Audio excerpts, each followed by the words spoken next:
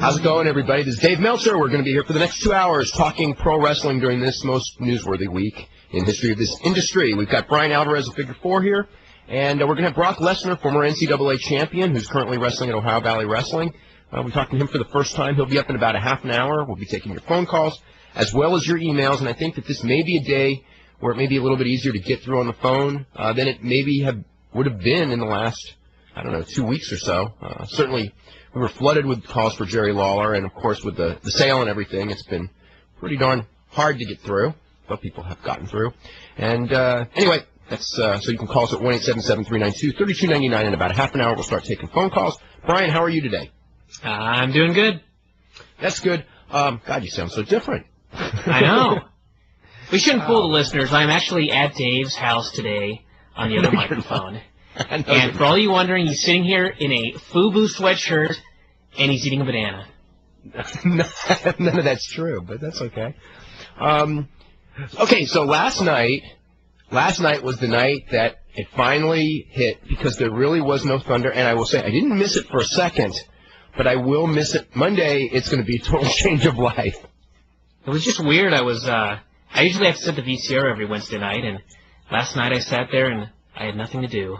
No VCR to set, no show to watch. It's kind of weird. And I guess you're working on an article for Penthouse on the demise of WCW. Is that basically what it is? Yes, they just heard about the demise a couple of days ago, and they said, what would be a good column is a column on the 10 greatest moments in WCW history. And I said, hey, that's great. And I hung up, and I started trying to think of 10 great moments in WCW history, and I got stuck about 4. No, I said, I don't know. You helped me last night. Yeah, but then, when I started thinking of all these great moments, they ended up all being terrible. I know. I get this email, and your email was so long, and I thought, man, how could he have thought of so many great things? And it was like a quarter of it was the great things, and then there was about 25 lines of the most horrible things that have ever happened in that company. And it was great. Let's see. Of course, pretty much everyone in the company, as far as office people, were laid off yesterday at the meeting at the power plant. A couple of people were kept on, but they're only being kept on for like 30 more days to help in the transition. The first taping under the auspices of the World Wrestling Federation, the first television show on TNN is going to be on May the 12th on Saturday night from 11 p.m. to 1 a.m. The taping will be May the 9th in Trenton, New Jersey. So those dates are now pretty much, they are finalized. That's the real deal. And what else? I saw the New York Daily News story today. And, one more thing about the meeting real quick that was so lame was Brad Siegel was not there. No, that's right. After all that he had done, not telling these guys anything, or when he was telling them something, it was basically a lie. To not show up on that last day, what a jerk. Yeah.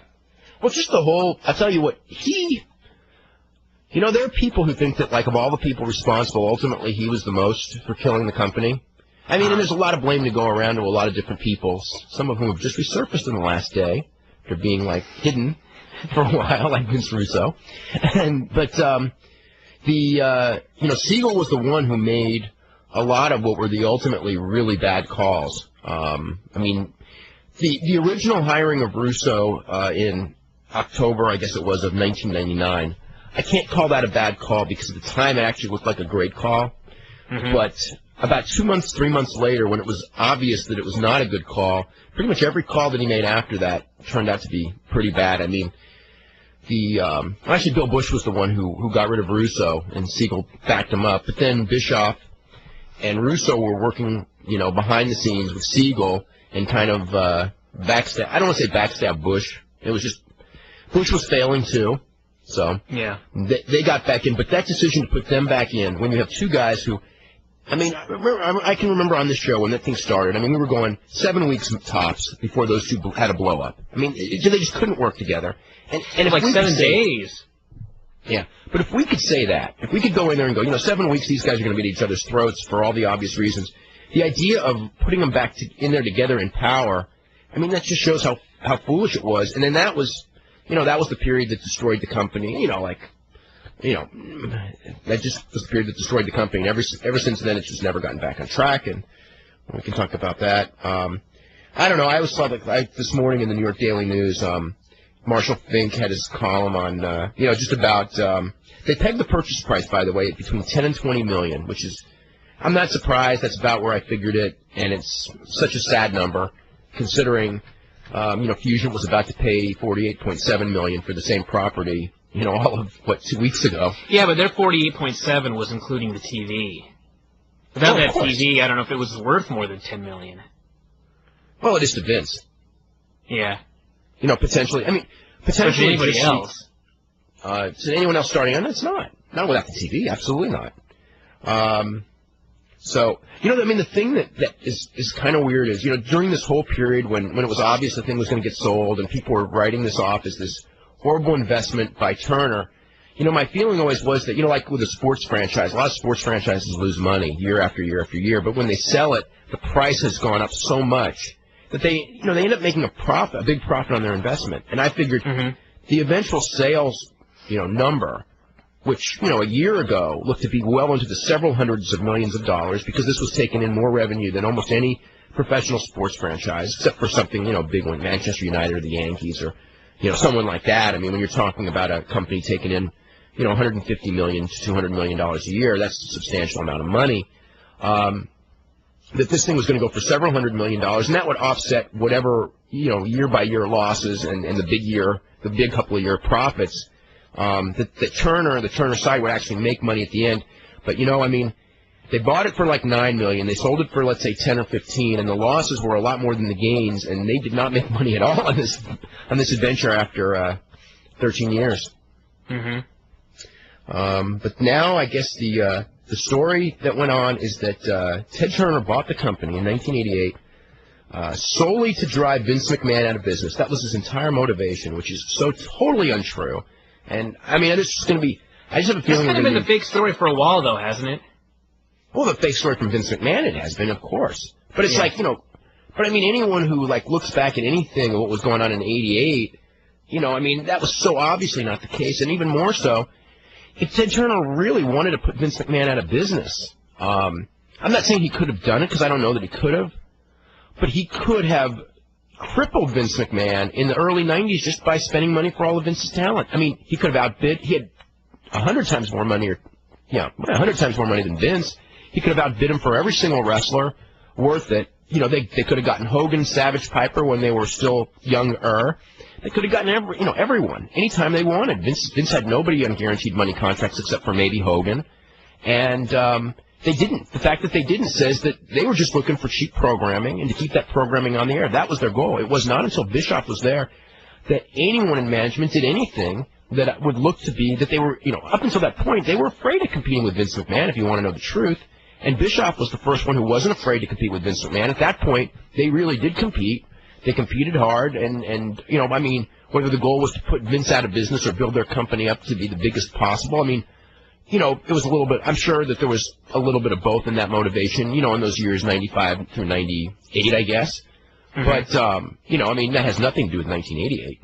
I think it was almost all just the desire to put Vince out of business, because if it was just a desire to make the company as big as possible, there's so many things that they did that they would not have done if that was their, sole intent or even their main intent. There were so many hot-shotting deals and, putting guys on TV. But that was just because they didn't they didn't understand wrestling. That was, don't get me wrong, there was a period where, when the ratings were close, they were, but both sides did this. Both sides, that year when the ratings were close, they were both doing, total desperation tactics, for week-by-week ratings. And Bischoff, quite frankly, did the dumber ones because, they gave away Goldberg and Hogan for free, which is the most obvious one. But, both sides were competing like that during that period. I'm not saying Bischoff didn't want Vince out of business as like a feather in his cap, but putting Vince out of business, theoretically, if he had done that, I think that the whole motivation was still to build the company as big as possible. And he built it up big and then collapsed it because he didn't know how to sustain it and didn't understand, that giving people bad shows and when people leave the buildings happy in a business that's, like this, ultimately that kills you. Let's see what else. The only other big news. How about the New York Post story? The one by, what was her name again? The New York Post story. Oh, that that was just stupid. That was the one where they said that that they treated that thing where Vince McMahon said that Ted Turner was going to come to WrestleMania and give him the contract. They treated that like it was a news story. I mean, it's so funny. I'm reading this thing. And then they go, Turner's side could not be reached for comment. And the WWF said that we do not comment, something along the lines of we do not comment on storylines. And then they still printed it like it was a news story. No, I think the actual thing was they don't comment on people's comments inside the ring or something to that nature.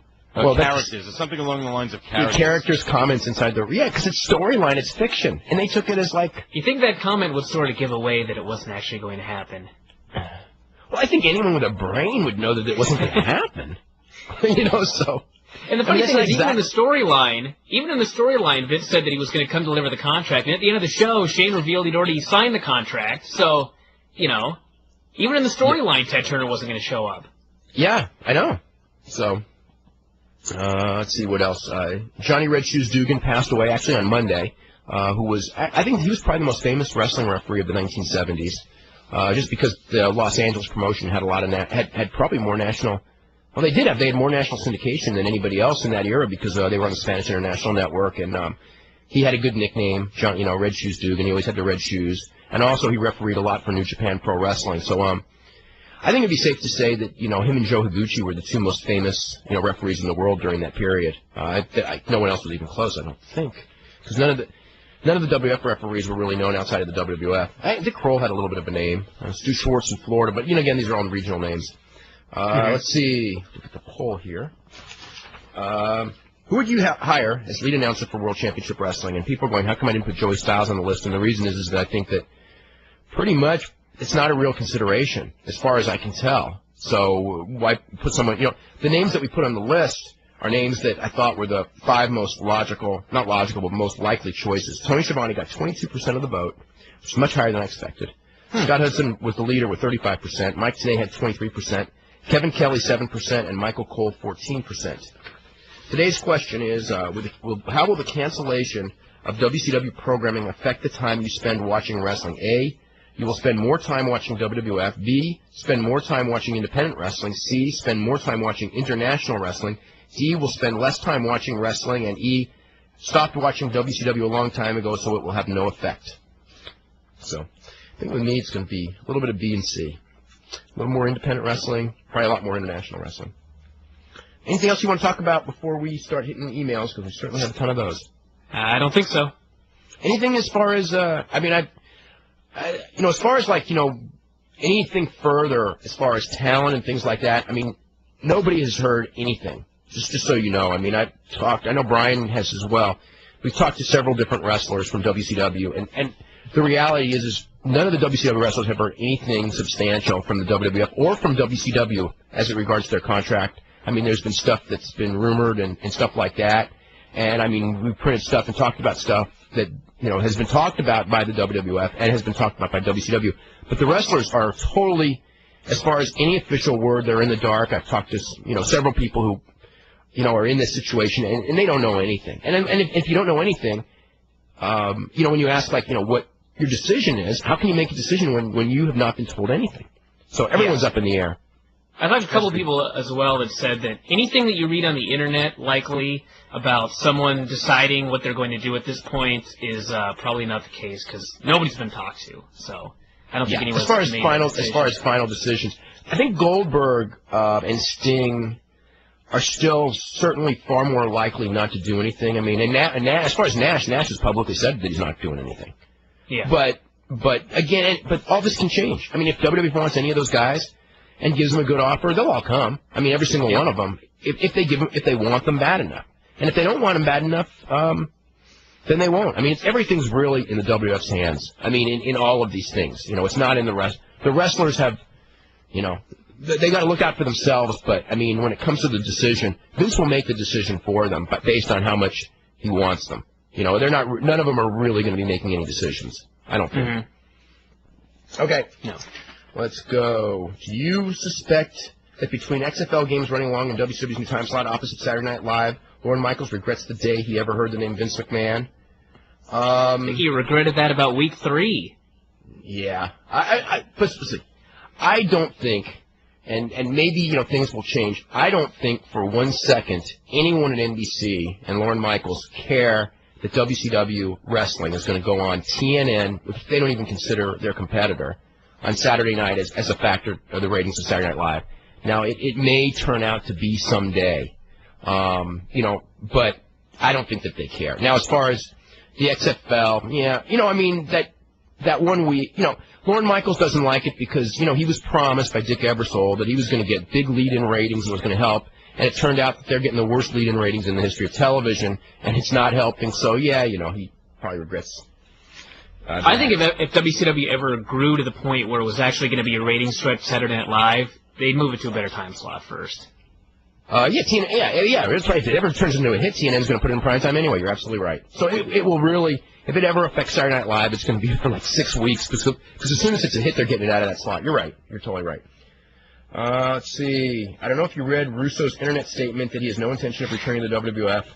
Yeah, I read it and I believe that he was begging for a job. That's how I read it. That wasn't exactly what he said. It was more along the lines of, if they need me, you know, I'm always here for you, Vince. Yeah, exactly.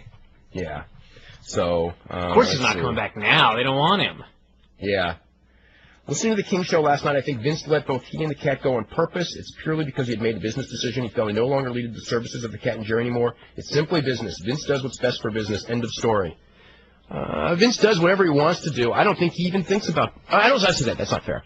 I think he thinks about business, but right now I think that his motivation is not business at all in any of this stuff. His motivation is that he can do what he wants, and he does what he wants. Do you think, just as an example, as far as business decision, when you're going to say that, I mean, this is not a defense of Lawler whatsoever, okay? If he thought that Heyman was better than Lawler, and this was his way of getting rid of Lawler nicely, that's fine. There's no way, okay, but that's even, but you know what, but that's ridiculous, because there's no way anyone's going to tell me that anyone thinks Taz is better than Lawler. You can make the argument for Heyman, not Taz. So as far as, is it better? No. No. Is the product better on Tuesdays because Lawler's not on the show? You can argue it may be better on Monday, even though the ratings don't show it, but I don't think the announcers have anything to do with the ratings anyway. Now, as far as, as far as the Memphis situation, you tell me how it is better for business that the developmental guys no longer have a live television show to practice their craft on a very well-rated live television show in Memphis, to practice their craft and to learn how to get over in front of real viewers. Why? For what reason? How is that beneficial? This is all spite, and you can't argue that one differently. With someone like Jerry Lawler there to help them. Yeah, Jerry Lawler is not. I don't. That's the other part of it. Is just like there's so much to learn between Bobby Eaton and Jerry Lawler. That is like the two greatest different people to be in a company with those guys, because everybody loves. I mean, a lot of people don't know who Bobby Eaton is because of, but everything. But Bobby Eaton is a high flying guy who did everything in the ring, so he knows when to tell guys, don't do this because it'll shorten your career. Do this way. He's the nicest guy in wrestling, and you know he's a quiet guy and all that. And then Jerry Lawler, I mean, is golden throat. I mean, he's the one who knows. I mean, you watch Jerry Lawler do an interview and do a promo, you will learn how to do a promo. I mean, you watch, you know, people talk about Cornette or Heyman and all these guys that were good on interviews. They all learned. I mean, they learned from a lot of guys, but I can tell you, Cornette learned more from Lawler, and you watch Heyman, he learned a lot from Lawler too. The guy, you know, and those guys like, you know, just as a name like Pete Gass or Rodney, they want to learn how to do an interview. It's a hell of a lot better, you know, with Jerry Lawler there than, you know, learning from each other, so to speak. You know, like, so anyway, yeah. Anyway, what was I going to say? That's pretty much it. Let's see. Where did you go to college and what was your major? Major in journalism at San Jose State. Anyway, when the writers of WWF write the show, what do they actually write? They basically script out the interviews, you know, leave time for the matches. What? Segments. Yeah. You know, just like, you know, cut off time for matches, basically. And, you know, a lot of it's done as it goes because live television, you can't time it perfectly anyway. And kind of go through, like, the basics of the storylines. Let's see. It's obvious from listening to Jerry Lawler's comments on yesterday's show that was the reason Vince fired Stacey was because he wanted to get rid of both of them. Vince had no place for them anymore in his super promotion, and this was an easy way to send them packing. I think Vince is a gentleman not to say to the King the real reason for firing the Cat is this would hurt his feelings as well as the Cat's. Think about it. It's not easy for Vince to dump people just because they have no place in the company, but you can't keep people who are no longer needed, especially in this industry. It doesn't work money-wise. Okay, now why would Lawler... I don't know about that line about it's not easy for Vince to dump people. No, because he did it very easily on Monday night. Let's see. While I agree... Okay, I'll go with one more. While I agree that putting WCW in the heat slot would be a good short-term alternative, it has flaws. Every month, WWF would lose its lead-in. WWF pay-per-view would lose its lead-in, while WCW would have to move the show up 1 hour. No, we were talking about 6 to 8. I think 6 to 8 on MTV would be a great slot, and it could work as a lead-in because they could use that 2 hours. In fact, I think it would be better, and I'll tell you why. Because they could use those to the 2-hour show the night of the pay-per-view to constantly plug the pay-per-views going on without going to the arena and having to do that live stuff for an hour that kind of, makes it, the fans are sitting there for too long because of that first hour. So I think, you know what I'm saying? It's kind of weird, though, as far as trying to keep the two promotions separate, to have a WCW show where throughout they're promoting the WWF pay-per-view that's coming up next. Well, Super Astros did that. They were a separate promotion, but when I used to watch Super Astros, all they did for every commercial break was plug the WWF pay-per-views. But they weren't really considered competition. These guys aren't competition either. Everyone knows they're owned by the same person. I mean, it's public knowledge. Yeah, but that's like the whole deal with, Hall and Nash. Everybody knew they were under contract, but, it didn't hurt the storyline that they were there to invade and take over. But they were on the same show. And if there was an NWO television show, as had been, talked about, for a long time to make Thunder the NWO show, and thankfully they never did it because it would have been a total flop. But if they had done that, would they have not plugged the pay-per-views on that show? Of course they would. So, I don't see why talking about the pay-per-view coming up takes away from anything that people don't already know. I mean, it's sort of, you know what I'm saying? Yeah, I'm just kind of looking at it like it won't really be competition, but if Shane's going to be over there, that's the way they're going to consider it. And, if they had the NWO TV show for Thunder, they could plug a WCW pay-per-view because those guys would be on the pay-per-view. Okay, now you tell me that you think that TNN show will never will not be plugging the WWF pay-per-views. They'll be talking about the WWF pay-per-views on the television show anyway, in the 11 o'clock time slot. They're not going to give up those 2 hours not to plug that pay-per-view. Let's see. Okay. Just tell everybody the press release that they sent out yesterday about WrestleMania. The headline was that Vince McMahon and Shane McMahon would have the battle of the father and son at WrestleMania this year. No mention of Rock and Austin until the first paragraph. That's right. So we have, well, what can you say? I'll tell you what, I don't think that the Rock-Austin match has really been promoted that great, even though it's going to do big numbers just because Rock and Austin, it couldn't fail. I mean, it couldn't, but the one, a couple weeks ago when they did the thing where Kurt Angle put the ankle lock on and Austin ended up stunning Rock, I thought that was really good. Since then, none of the interviews or anything like that have really gotten me jazzed. And then the WCW news, and everything's so overwhelmed. Not that it's not going to do well. It'll do great. The show's going to be, I expect the show to be, a fantastic show. I expect it to be the greatest WrestleMania ever. It may not be, but I'm expecting that. I just kind of think there's something about the fact that Rock just won that title, I think he should have had it for at least 3 or 4 months or, some period of time. Now it's like Austin's coming to win this. It's just like he's coming to win the title. It's not like he's coming to beat The Rock, because Rock just won the title. Yeah. You're right, Rock is built up as this long-term champion, and Austin's finally getting a shot at the title and at Rock. Now it's just like, I want that belt, and I don't like you. Yeah. I agree. We've talked about it before. I think we all think Rock should have won the belt a little bit earlier. Let's see. Out of all the gimmicks in the Gimmick Battle Royal, where the hell is Outback Jack and Ted Arcidi? Hopefully... Still a couple of days left. Yeah. I don't know if they're going to find that. Well, Outback Jack, who the hell was that? They had a one-man gang and Duke Droese. Yeah, they got added. But that means, they're going to use him as one-man gang and not Akeem, which is interesting because I think more people want him as Akeem. Just because it was such a horrible gimmick. Let's see. Maybe he can enter twice. Is Jerry Lynn still likely to appear on WF soon, or will they save him for WCW where he might be a better fit? I think that's all being worked out. He was a TV Monday and Tuesday, but they didn't use him. So, I don't know why. Obviously there was a plan to bring him or to use him at TV because they brought him there, and it just didn't. We got a lot of questions about Shawn Michaels and if he's going to be at Mania, and I don't know the answer. So can't give an answer.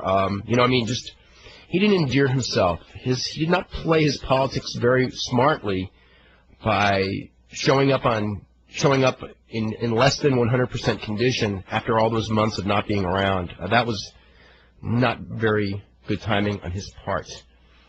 Let's see.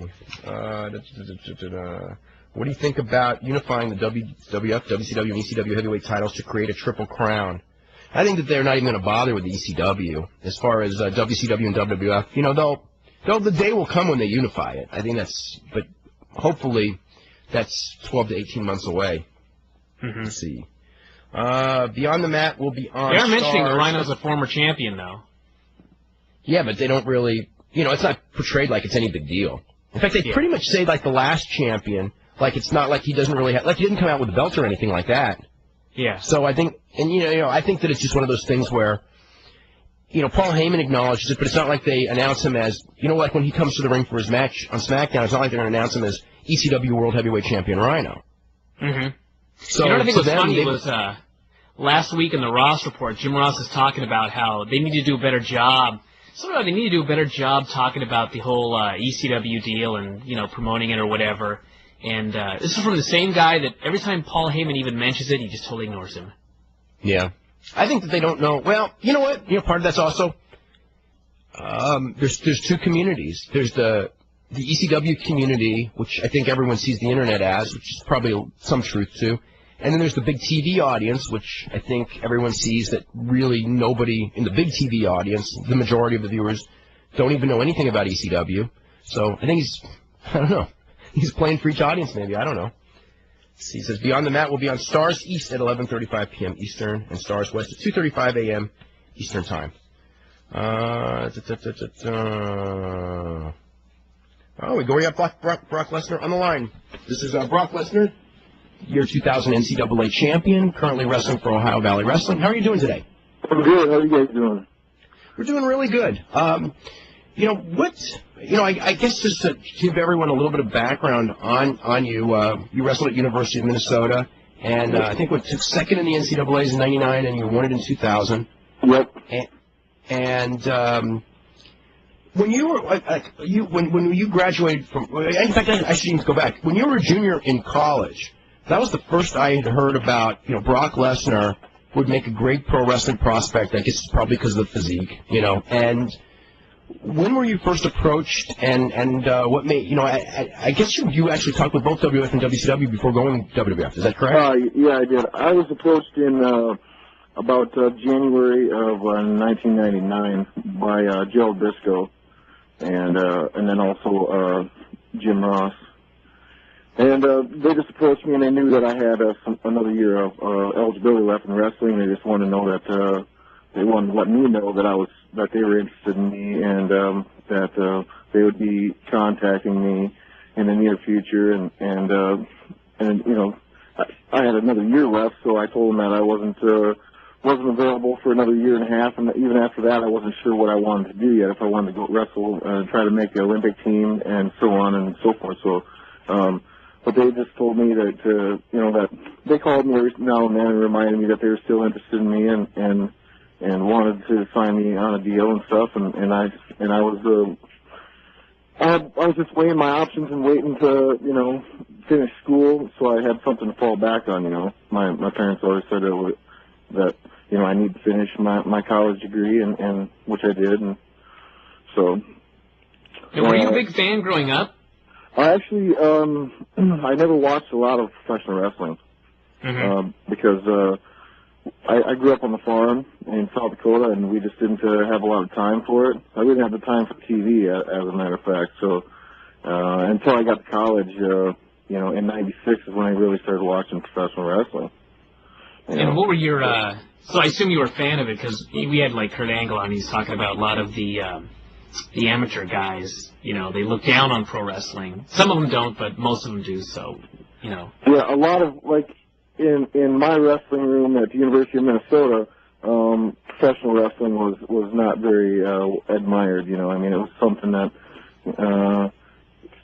it's just the amateur attitude, because most of the professional wrestlers, were never amateur wrestlers, and except for Kurt Angle, and there's a few, you know, I don't even know maybe if Dr. Death maybe was one, and Vern Gagne, you know, maybe just a handful of guys were amateur wrestlers or whatever, and so it was just something that, I guess it was the amateur attitude, you know, those guys, that's not wrestling, you know, because in the amateur eyes, there's so much, and now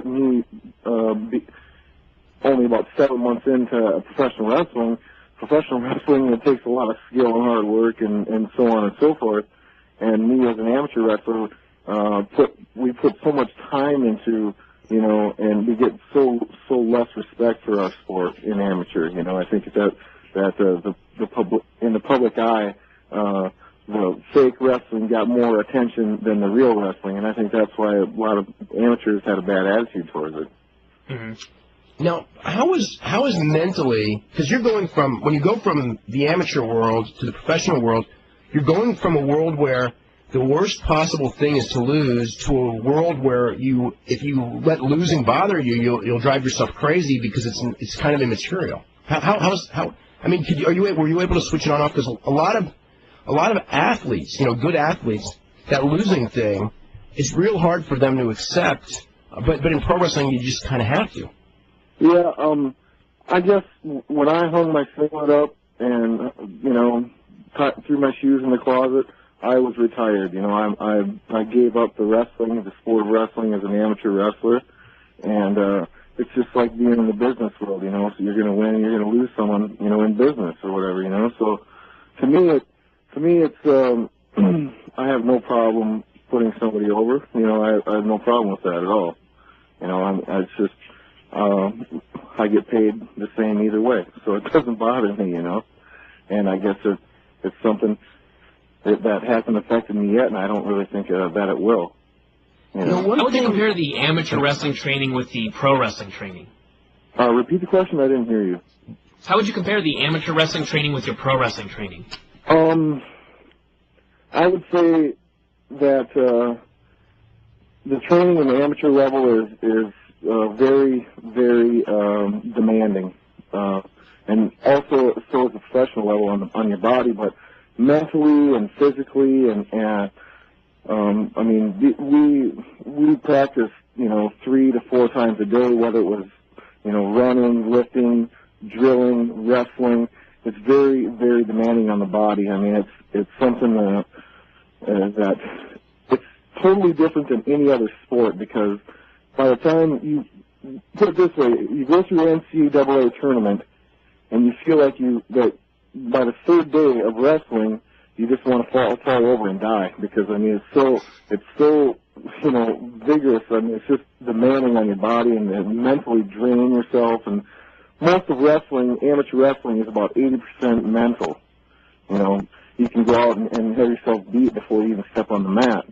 You know, it's a mental game, and it's kind of like playing chess, you know, but it's so physical and very demanding. I mean, a lot of guys, unless you're a very good athlete, I started amateur wrestling when I was in kindergarten, you know, and it took me 19 years to become an NCAA champion, you know, and I was never even a state champion in high school, you know, so it took me a long time to actually excel at the sport, you know. So I mean, and to the same too as professional wrestling, you know.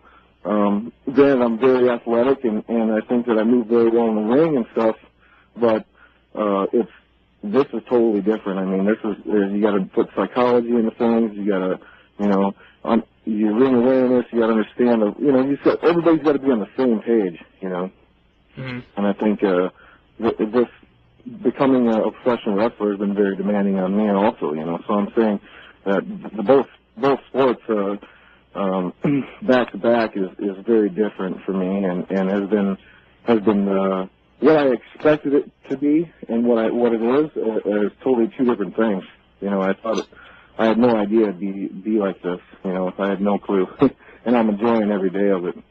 Now, in your senior year, or at what point in your life, you know, you're going through amateur wrestling, and I mean, there's the chance, you know, it's the year 2000, so it's Olympic year.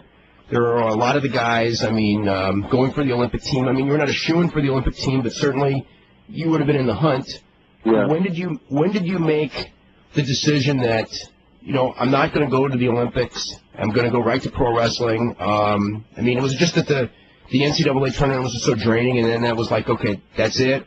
And when you like at what point did you make the decision I'm going into pro wrestling after the season's over? I think once I achieved the ultimate goal in my life, which was being a national champion, I think that pretty much decided it for me. If I would have ended up second place at the NCAA tournament, I would probably be wrestling still, because there would be an empty spot in my life where I needed to fill. You know, if I would end up second place, I would definitely be in Minneapolis training for the U.S. Olympic team. And but I think once I won that tournament, it was like a big weight was lifted off of me, and I didn't care. I could care less about even putting my wrestling shoes back on ever again. Wow. Because it was just so draining. I mean, it was that my senior year at the University of Minnesota was due to the media and the hype and just how Jay Robinson, my head coach, just built me up to be somebody that I tried to be, and I very well played the part very well. You know, they built me up to this, you know, unstoppable machine. You know, and the media in Minneapolis just kind of caught on to it, and before you knew it, I had my own radio show in Minneapolis, and before I knew it, I was in the newspaper, and Lesnar leads the University of Minnesota, you know, this, that, and the other thing. And before you knew it, I had mentioned something about football, that I was going to, you know, I wanted to play football because I had another year of eligibility left. And then, you know, once the word football got out there, the media just, you know, it just started snowballing. And then they caught that the WWF was interested in me, and they caught that WCW was interested in me. And, but finally, come about a month before the NCAA tournament, I told Jay Robinson, I can't handle this anymore. If I'm going to win this tournament, I need to be left alone. And which finally we cut off all the media, my radio show, everything, and it just finally came down to where nothing was more important to me than winning the NCAA tournament. And I'm glad that I look back, and I think that was the right decision that I made and that Jay made for me. I guess you're probably feeling really good about this decision as well right now, because when you were done with college, you had offers from both WWF and WCW. And what made you choose WWF? I think just the professionalism of when I went to meet with Jim and Vince, and just I wanted to be with a top-notch business, because I'd always been surrounded by. I always tried to surround myself with, you know, to fly with the Eagles. You know, I always wanted to be around people that always had big goals, and that's why I chose the University of Minnesota also, you know, is because they were building a destiny, and just as Vince McMahon is, you know, I think with him buying out WCW and everything, which I had no idea at the time, but just the nice people and the professionalism and that's probably one of the biggest things that I felt. I felt at home with them guys. Who did you talk with in WCW? I talked with Eric Bischoff and mostly him, yeah. Mm-hmm. And yeah, Paul Orndorff also. What, you know, as far as were you following the NCAAs this year, and you know that Minnesota ended up winning the national championship? Yeah. You followed it pretty close? Yep. Yeah. Like, you know, I'm very good friends with all those guys on the team yet, you know, and I followed them match by match as much as I could, and I was disgusted with myself that I couldn't have been there, but due to, you know, I'm here now, and I'm in the real world, so it was hard for me to get back, and I wish I could have attended that, but it was impossible. But yeah, having 10 All-Americans for the first time ever in NCAA Division I wrestling tournament. The University of Minnesota did a fine job of pulling it off. What do some of your friends and former teammates have to say about you going into pro wrestling? Oh, they're excited. Pretty much everybody that I know was very supportive of me. I mean, because most of them are fans of it, and most of them are excited to hopefully to someday see me on TV. You know, and I had lots of support. What? No, I was talking a little bit about Shelton Benjamin, who's your tag team partner, and also he was your coach at Minnesota, right? Yeah, he wrestled at the University of Minnesota. He was a two-time All-American for the University of Minnesota. I was recruited after him. I think his last year was in '98, and then I came, and then he was a grad assistant in '99, and also some in 2000. He was a graduate assistant coach there, and did lots of amateur wrestling. I've known Shelton in the amateur ranks for probably ever since 1996. So I'd known of him, but we'd never actually wrestled in a competitive match. You know, it was just kind of ironic how we ended up on the same team. It was, but yeah, we trained together for 2.5 years in the amateur ranks. So, you know, in Ohio Valley, who are the guys?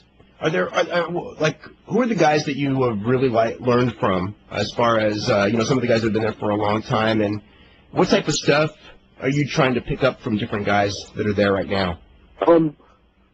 Danny Davis has been a very, very big help to me, and I think just also Jim Cornette, psychology-wise, and trying to learn everything. I try to take as much advice as I can from everybody, and try to mold it in and try to make it make sense in my mind, And everybody, I would say, like the Nick Densmores and the Flash Flanagans here at Ohio Valley Wrestling are some of the guys that I like to watch, and if I can learn from them, which they're very they can be entertaining, and they've been around here for 4 or 5 years, and so they know pretty much how to work around here, and I think those guys have been a big help to me. Well, how was working on the January 30th show? Because you've been wrestling as far as like the professional before, relatively small crowds, and then all of a sudden you're out there in front of over 5,000 people. You're on the same show with Steve Austin, Jim Ross is there. Yeah. You did the Shooting Star press in like one of the first matches on the show, and kind of like nobody was really. I don't know if people were expecting that. I'm sure the fans were not from someone of your size. What was what was your feelings before that show? I was very excited for that show. We put a lot of time into that show, and I just wanted to show Jim Ross and those guys that I'm trying my damnedest to become a professional wrestler, and I wanted to show also Jim Cornette and Danny Davis that I'm very capable of doing whatever they want me to do, So, but I was very excited for the show, and me and Shelton, I think, being very green and stuff, we worked together very well, and I think we had an exciting, great first tag match of the night, and we got a big pop, we got big pops, and it was very exciting. Shelton's very athletic, and me being almost 300 pounds, and I think we pretty much we entertained. I hope so. Is anybody from the WWF talk to you about a possible time frame for moving up, or have they not even mentioned that yet? I don't know. I'm just right now. I'm just trying to learn every single day, and with them making some cuts and stuff down here now, and I'm not even sure. I don't know. I'm just doing what I'm told, and I'm not even close to being ready. I wouldn't assume that they'd want to bring me up, if I'm not ready. So, and me personally, I'm not ready. I need a good, 6 or 8 more months, or even more than that. So, I'm willing to do whatever it takes. I'm willing to spend the time to become the best. I put 19 years in to become a NCAA Division I champion, and I know that for me to step in and even try to be a WWF champion, it's going to take a lot longer than a year, unless you're a Kurt Angle, So I'm very satisfied for where I'm at right now, but I'm not saying that I don't my goals higher than I should, because that is my goal, to become a WWF champion. But in retrospect and reality, I'm very happy and I'm learning, and that's all I can ask for right now. In the amateur thing, One thing you mentioned earlier, your junior year in college, you were second in the NCAAs. A couple of years earlier, as a senior in high school, you were not even state champion. What happened? Was there a year or a point where all of a sudden in your mind you go, hey, I can beat anybody, or a year? I mean, what happened in that interim? Turning point. Yeah, it was a turning point. I think it's a maturity level thing. I think in high school I was a late bloomer. When I graduated, when I was a senior in high school, I was maybe 6 feet tall, and I was lucky if I weighed 200 pounds.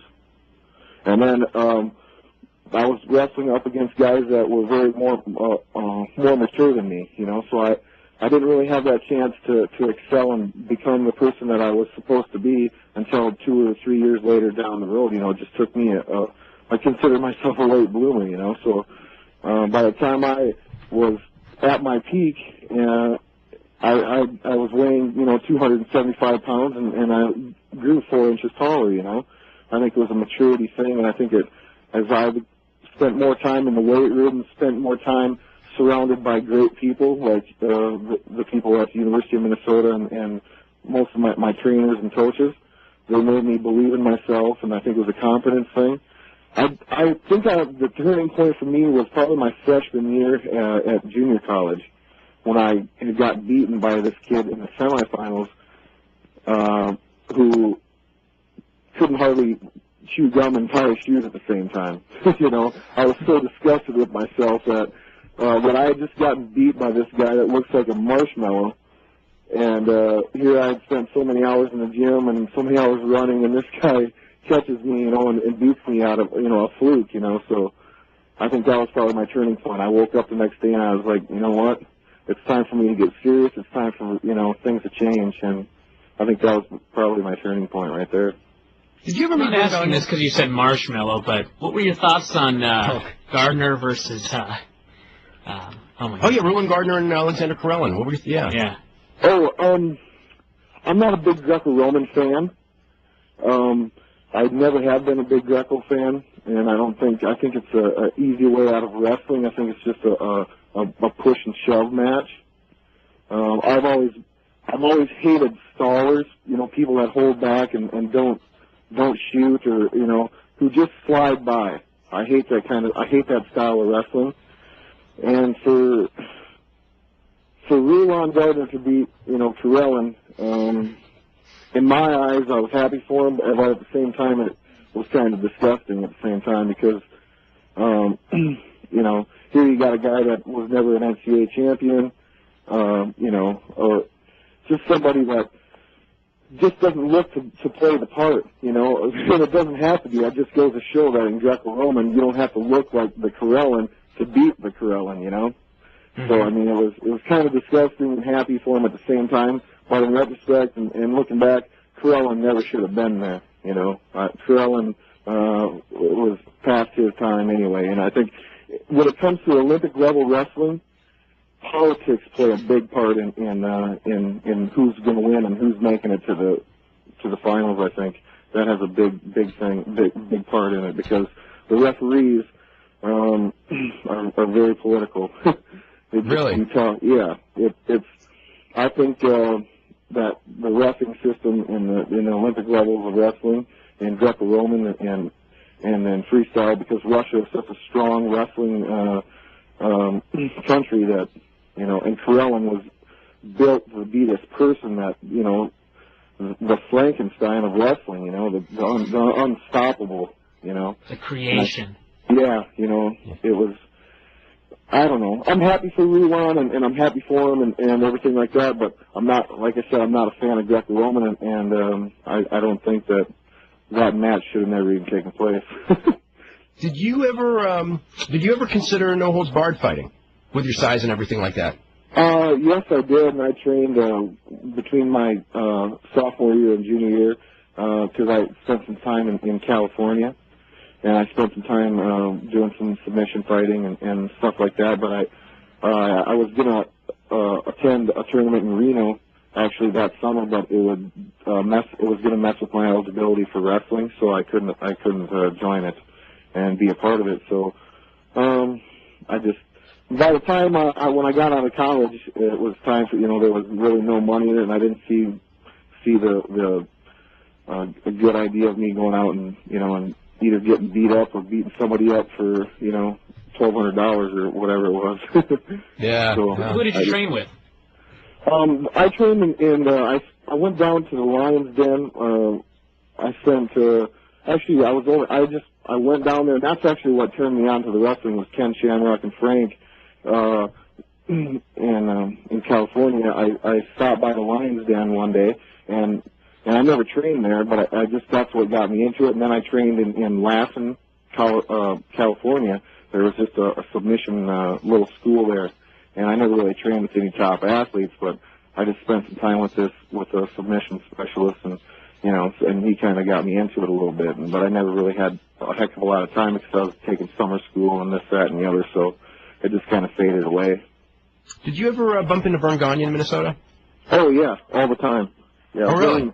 Vern is a big sponsor of the University of Minnesota, and he's a big fan of it. And I met Vern. Did he give you any advice as far as going into pro, or what to look out for or anything? Because I mean, he did it for forever, and he promoted it, so he knows all the good and bad sides. Believe me. Yep.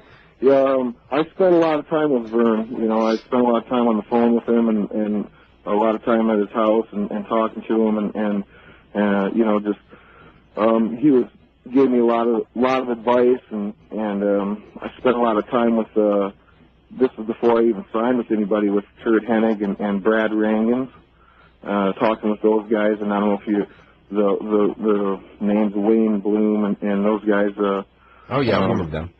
Yeah, I spent a lot of time talking to those guys, and they were a lot of help to me. Did they ever try to hook you up with Japan wrestling? Because a college wrestler might have an easy. It's an easier transition to Japan because I think they respect that reality more, whereas American it's more entertainment oriented. Yeah, Brad, who works for New Japan, Brad Rangens, actually, I had a visit with Antonio Inoki in Minneapolis. Inoki came over to visit with me and stuff. So, but I just wanted to stay in the States. And because actually you're the kind of an athlete that they would love. I mean, basically because of what the Japanese like from foreigners, plus the credentials. Sure. I mean you're kind of tailor-made in a lot of ways for what Inoki's vision of pro wrestling, which is a very different vision than other people's. Yeah. I'm not exactly sure I understand it sometimes, but I didn't even know who Inoki was when I had been training with Brad for probably 3 weeks out at Brad's house, Brad Rangens, and I didn't even know he had this meeting set up for me. Brad knew that I was going to meet with the WWF office, and so Brad, being the guy that he is, he didn't want to force anything on me, but he just told me that the New Japan office was coming in, and they wanted to meet with me. And I had no clue who Antonio Inoki was, and Brad put me in the ring with him, and we started shooting on each other. And Brad was, it was almost comical, and I had no idea who he was. And Brad was just in the back of his mind, playing a joke on me, and so me and Inoki wrestled for about an hour and a half straight, really? Just doing submission stuff and trying to make each other, pin each other and submit, and it was kind of comical. And then at the end, Brad informed me on who he was and what was going on, and so he played a pretty big rib on me. So.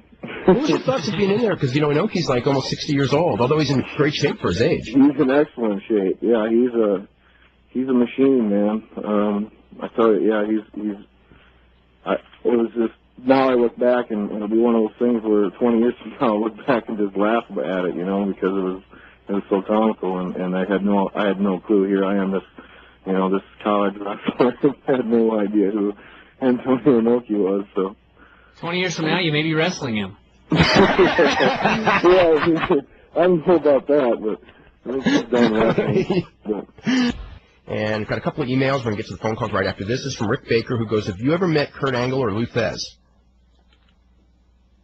I've met Kurt Angle, but I've never met Lou Thesz before, and Kurt, I think I've met Kurt in amateur, I went to one of his camps, like back in '92. It was quite like '93. That was the first time I ever met Kurt, and then after that, I had met him at the house show in Minneapolis, Minnesota. So, if that answers your question, but never loose as before. No.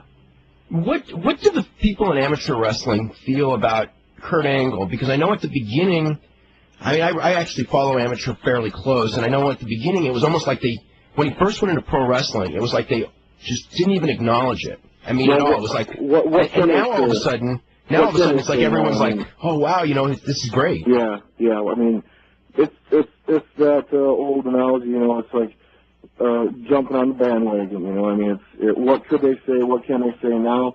Of course, they're going to say horrible things. I'm glad Kurt went and did what he did and has gotten to where he has gotten, because it made it easier on us amateur guys, a heck of a lot easier, to follow in his footsteps. But they can't say nothing about, stepping in and a year and a half later being the WWF champion. And I'm very happy for Kurt, and I think that it's great that somebody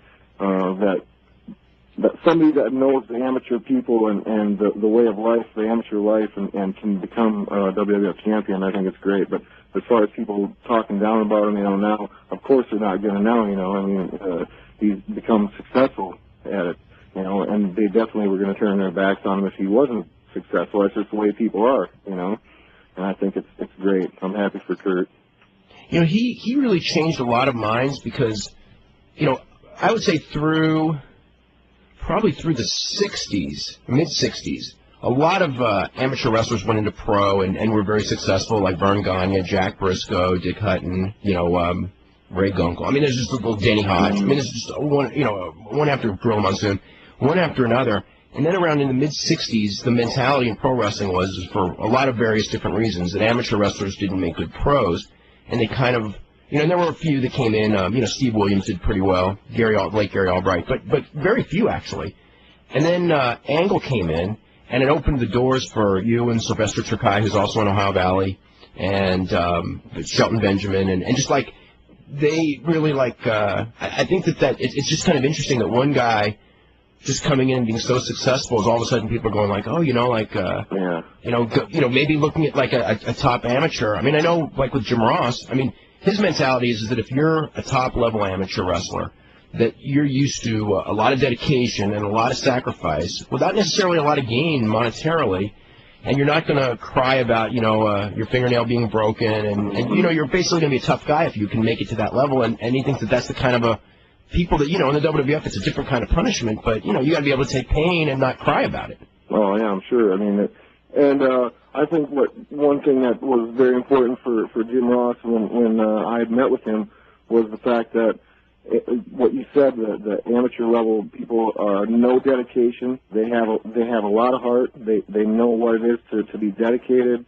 They're not going to cry over spilt milk. We're gonna compete no matter what. I mean, if my finger's broken, I'm gonna wrestle the next day, because that's a way of life for us. I mean, we didn't. If I tore my rotator cuff or if I subluxed my kneecap, I'm gonna wrestle the next day. I'm gonna try to wrestle, but I'm gonna take a little time off if I need to, and I guarantee you I'll be back on the mat in a week. And I think that's the mental attitude that the amateur people have, and I think that was one of the things that Jim was pressing on when I met with him, was stating that the amateur people are very durable, and that's what they were looking for.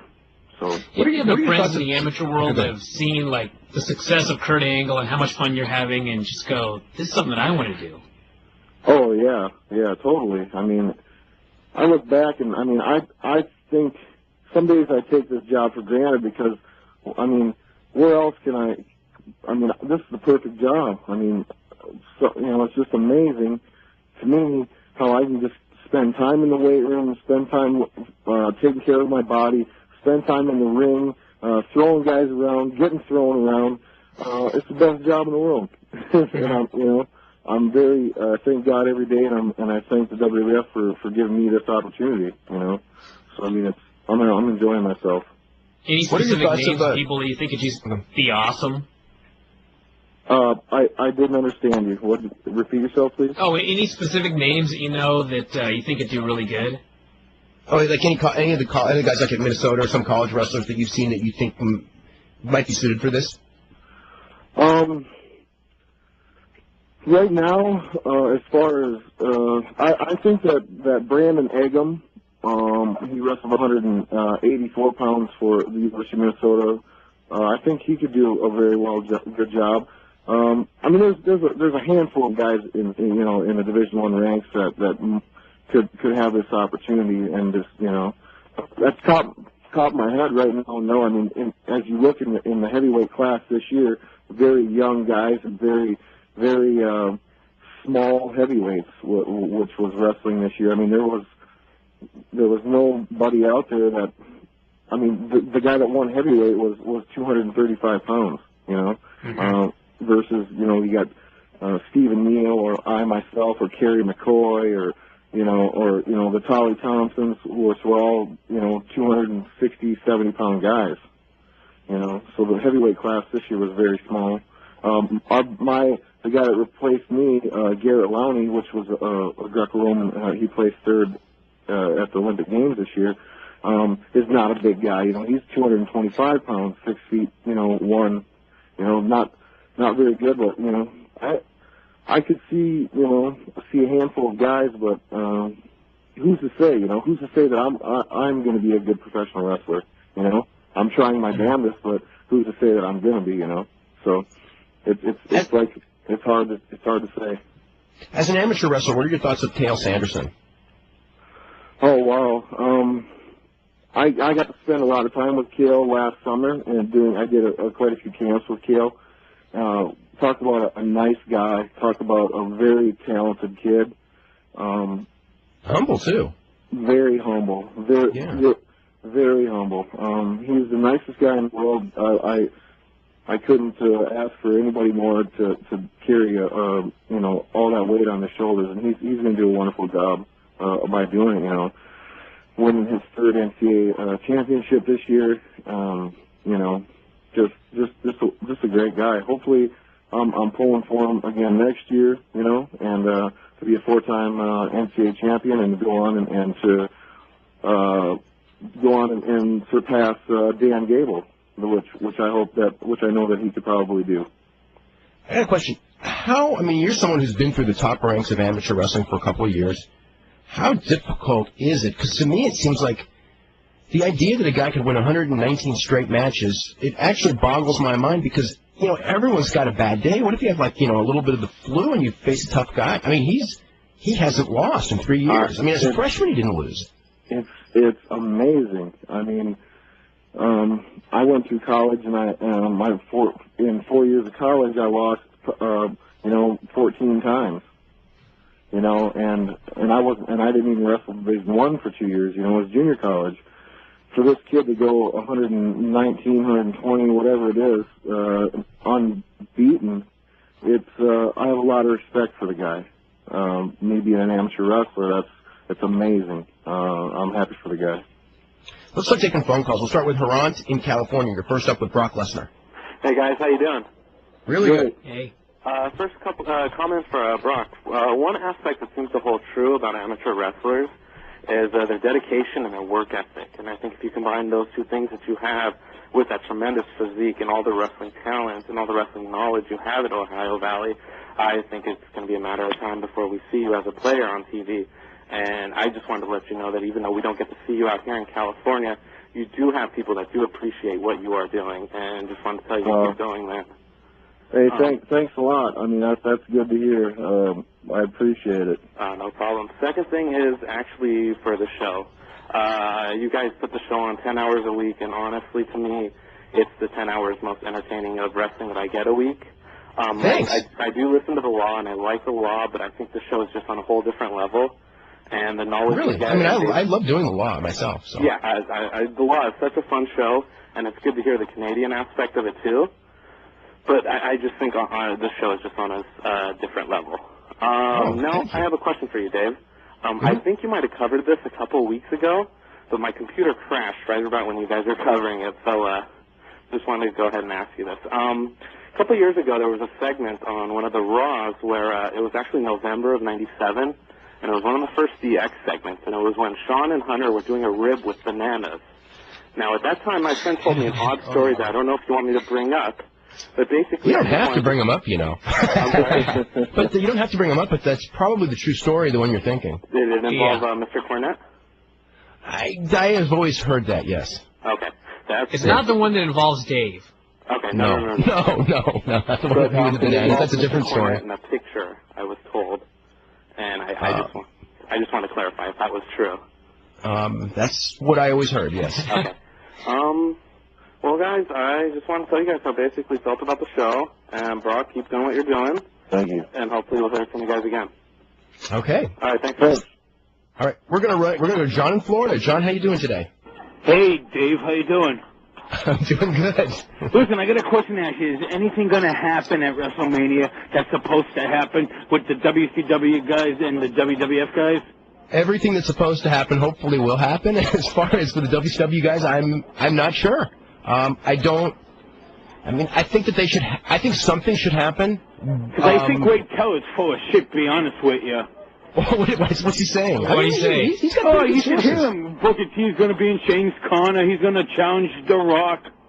Maybe they'll do that. That wouldn't be the worst. You know, that's not the worst idea in the world. They still got to make a lot of deals because right now, you know, everyone's pretty much on hold. I mean, if they can make it'd be a good part of the show as far as, I mean, I have not heard of anything happening, but at the same time, I'm probably the person that they wouldn't tell that to first, if you know what I mean. Yeah. At least until after the show. After the show, they'll tell me, but I don't think they'll tell me before. If Linda wasn't going to be there in the wheelchair, I would think for sure that somebody would be in Shane's corner, but the fact that she's there, I don't know. It almost is tracked, because I think the big pop's Linda coming out, and if there's too many things going on, but then again, it's Vince's match, so there are going to be too many things going on, because there has to be. It's Vince, you know? Is it true about Sting? What about Sting? They're reporting that he don't want to work for Vince, so he's going to retire. I think that's a very good chance, yes. I mean, nothing's for sure. I mean, believe me, nothing's for sure, but I would not be surprised if that's not how that winds up. Sting's never really wanted to work there. He's expressed that. He's got a great contract that he could sit out on. I mean, retire is a funny word because, you know, when the contract's up in 10 months or a year, whenever Sting's contract's up, you know, by then he may want to work there, and they may want him a lot. You know, you never know where the business is going to be in a year. There may be a spot for, you know, someone that they need in a hurry. I mean, you just can't predict the future in wrestling. What are these guys going to do when the money runs out at the end of their contract? Then I think that either if they saved enough money, they may retire, or they'll go to work for Vince. They're not going to have much else. I don't need to work no more. What? Nash said I don't need to work no more. I got plenty. I got millions. He does have millions. Yeah, Nash is too cool. You got to remember that, and Nash is never going to sell the fact that they don't want him. So if he thinks they don't want him, which seems to be the idea, he's going to make it out like he doesn't want them. And that's just the way he's going to do it. Yeah. Any truth to HHWF happening? HHW. What, am I missing something? Hulk Hogan's Wrestling Federation with Yeah, I'm sure he's always talking to people who know the problem. You know, we talked about it all week. The problem is TV. I mean, there's enough talent out there to start a new company if you've got a great television time slot. But I thought Rupert Murdoch wanted Hulk Hogan. At times he did, but wrestling's got people see wrestling on the downslide, and the, you know, TV is not that, you know, these stations, obviously if Rupert Murdoch wanted wrestling that bad, Eric Bischoff would have a company would have a new company to be on Fox. Obviously he doesn't want it that bad because that hasn't happened. What's the fact that Vince is getting 11 o'clock time slot should tell you a lot. Yeah, that's the other thing. In fact, Vince is getting 11 on TNN, which is a weak station. At the best, he's getting his 11 o'clock time slot. That tells you what the television. It's Vince of all people. Vince, yeah, the advertising community. On a station he saved. Yeah, the advertising community is not hot on wrestling right now. It's just the reality of the situation. What's the chances of all the guys sitting out their contracts and Vince not wanting it and selling it back and Eric buying it? 0%. Why?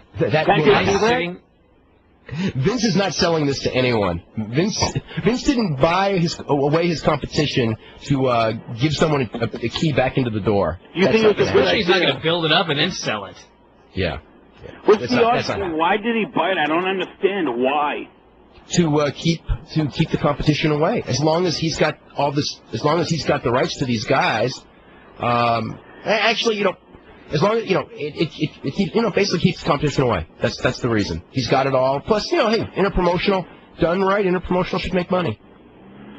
All right, Dave. Thanks. You're very welcome. Plus, he's got all those. He's also got all those hours that if they ever want to do something, whether it's the internet or for for a 24-hour wrestling channel down the line. Obviously, it's not their plans right now, but there's all that tape someday could be worth a lot of money, maybe a lot more than $10 million or whatever it is that he paid for it. I do think, as a business deal, the amount he bought it for is a steal, unless he just botches it up, which, he may, but I don't think he will. I think $10 million is great just for the library alone. Yeah, I know. So, whatever the name's worth, which isn't a whole lot right now, but could be if you rebuild it. Anyway, let's go to Rick in Connecticut. Rick, what's going on? Hello. Hi. How you doing, guys? Hello. Hey. About WCW, is there any chance of the deal falling through because of antitrust issues or anything else? I don't think so. I mean, until the final papers are signed, it's just like with a Fusion deal. I guess there's a chance, but I think the chance is pretty darn slim. Because, in fact, I would say almost say there's no chance right now. I would say there's no chance because the bottom line is they've already folded the company, and there's no other buyers, and there's no, I would say no. I'd say that there's almost no chance that it's going to fall through. As far as antitrust, aren't they technically not a monopoly because of all the independents and the other entertainment? That is a very interesting. That's a very interesting case there. I would presume that somebody at some point will try to see if that's an antitrust thing. I could see that coming up. There are people who've talked to me about, and I don't know enough about antitrust law, so I don't know if they are or they're not, but it is something that's come up, especially because they're going to have, what I would say would be exclusive arena rights to every major arena. I mean, the TV is something. I mean, they won't have a monopoly on television unless nobody. I mean, they'll have it, but. It's not their fault. You can't blame them. There's other TV stations that just won't carry wrestling. I guess, where that will come up is if someone tries to start something, if they do something illegal against them, they could be in trouble. But I think that to stifle it. But my feeling is they don't need to do that, and they won't do that. And I don't think that they're believe me, the people who run that company, as far as like Linda McMahon, they are much too smart to fall into a trap where that's going to be their undoing, So it's not illegal to have a great product and good production and a TV deal. Yeah, sure. And the fact that nobody else, the arena thing, that might be something there. Yeah, but again, but there are other arenas. It's not like they have every single arena in the entire U.S. all locked up. Yeah, but it's not like there's somebody out there who's trying to book all these arenas that's being told no because of WWF. So it's like right now, I don't know what anyone would have to complain about. What's your feeling as far as just as far as how this is going to affect wrestling and WCW? I know that I feel kind of sad in this because with WCW being not being on Turner anymore and not being on Monday night. Kind of like the end of an era. How do you feel it's going to? It's totally changed the business. I mean, I don't know, like 6 months or 18 months from now, I have no idea really what's going to happen. I don't think it's a good thing. I think that it's going to hurt wrestling in the long run. I think there may be one big pop coming up, and afterwards it's going to be hurting unless somebody comes in because competition is what made this business, and I hate to not see the competition.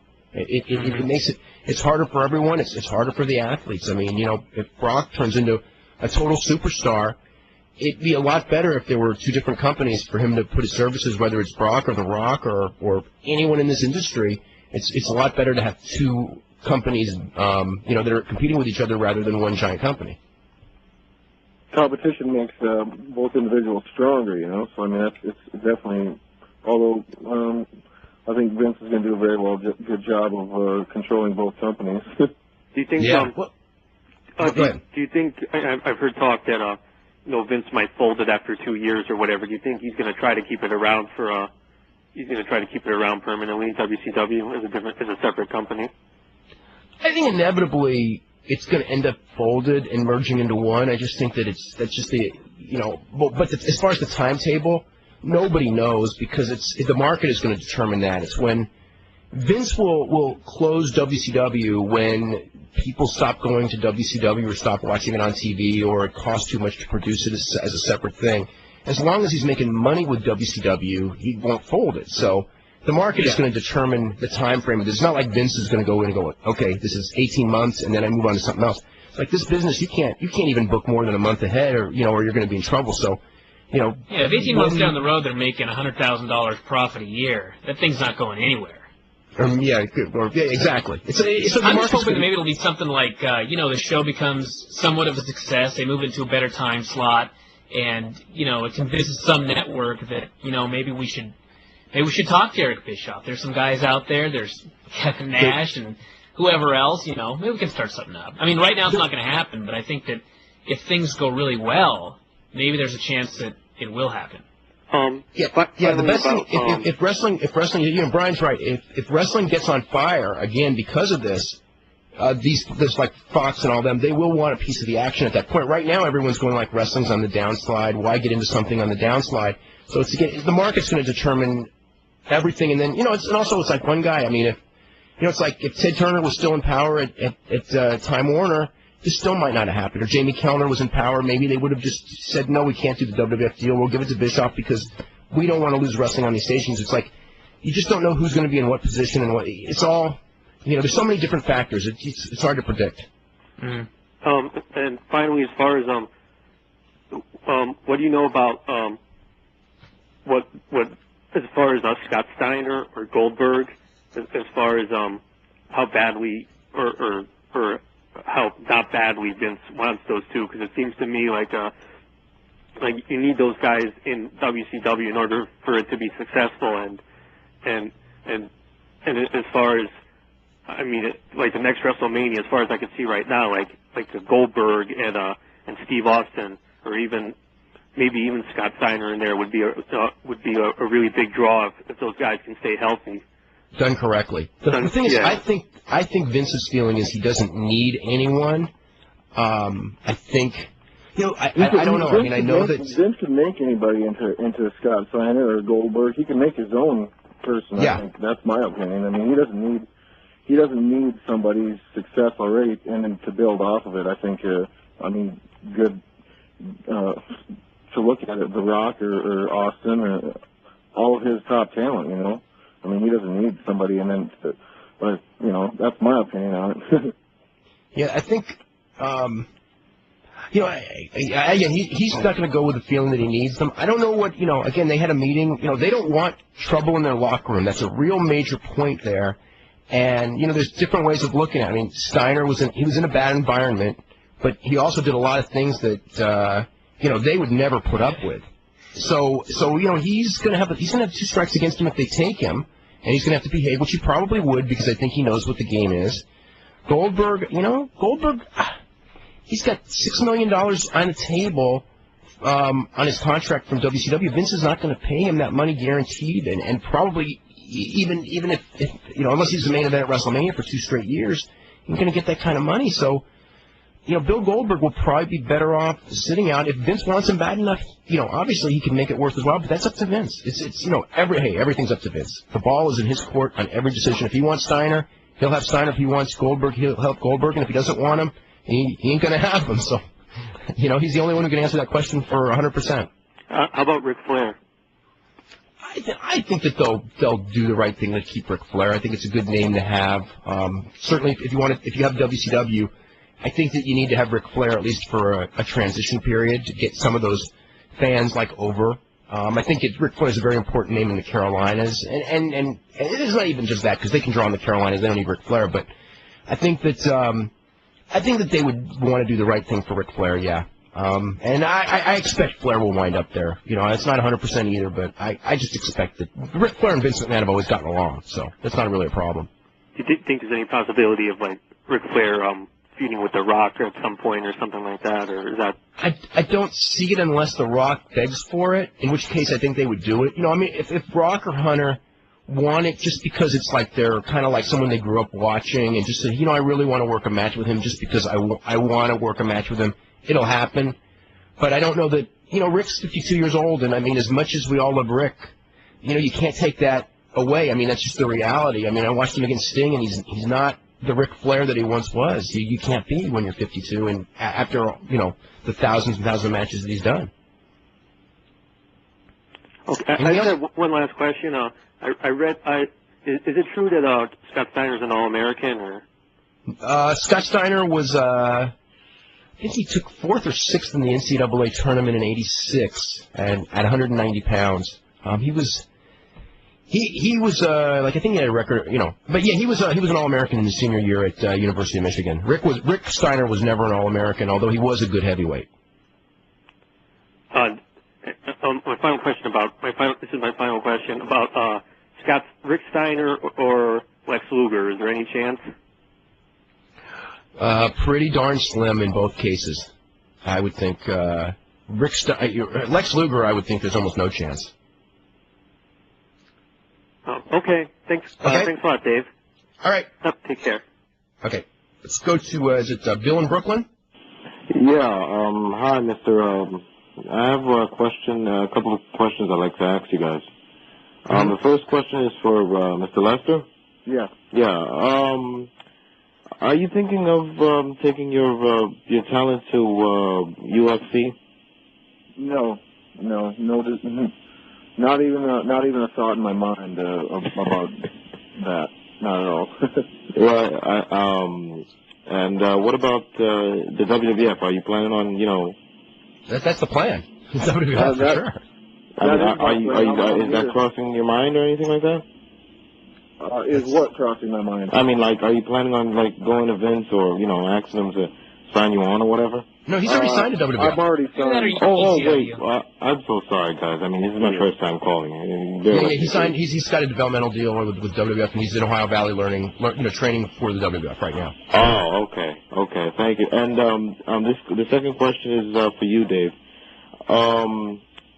What's the deal here? What's the word on Bischoff? What's his status now? What has he actually said about regarding what? He's very disappointed. I can tell you that. What is he doing now? I don't really know. I mean, he's very disappointed because he didn't expect it to turn out like this. I will tell you that they had always figured that if they didn't get WCW, they would start their own company. The idea that the TV networks would have no interest in wrestling was something that they didn't even realize until the last 2 weeks, and it hit them like a ton of bricks, and he's very disappointed. I mean, the losing of the WCW deal to Vince it's like 2% of the disappointment. It's the inability to get television at this time for anyone, which is the 98%.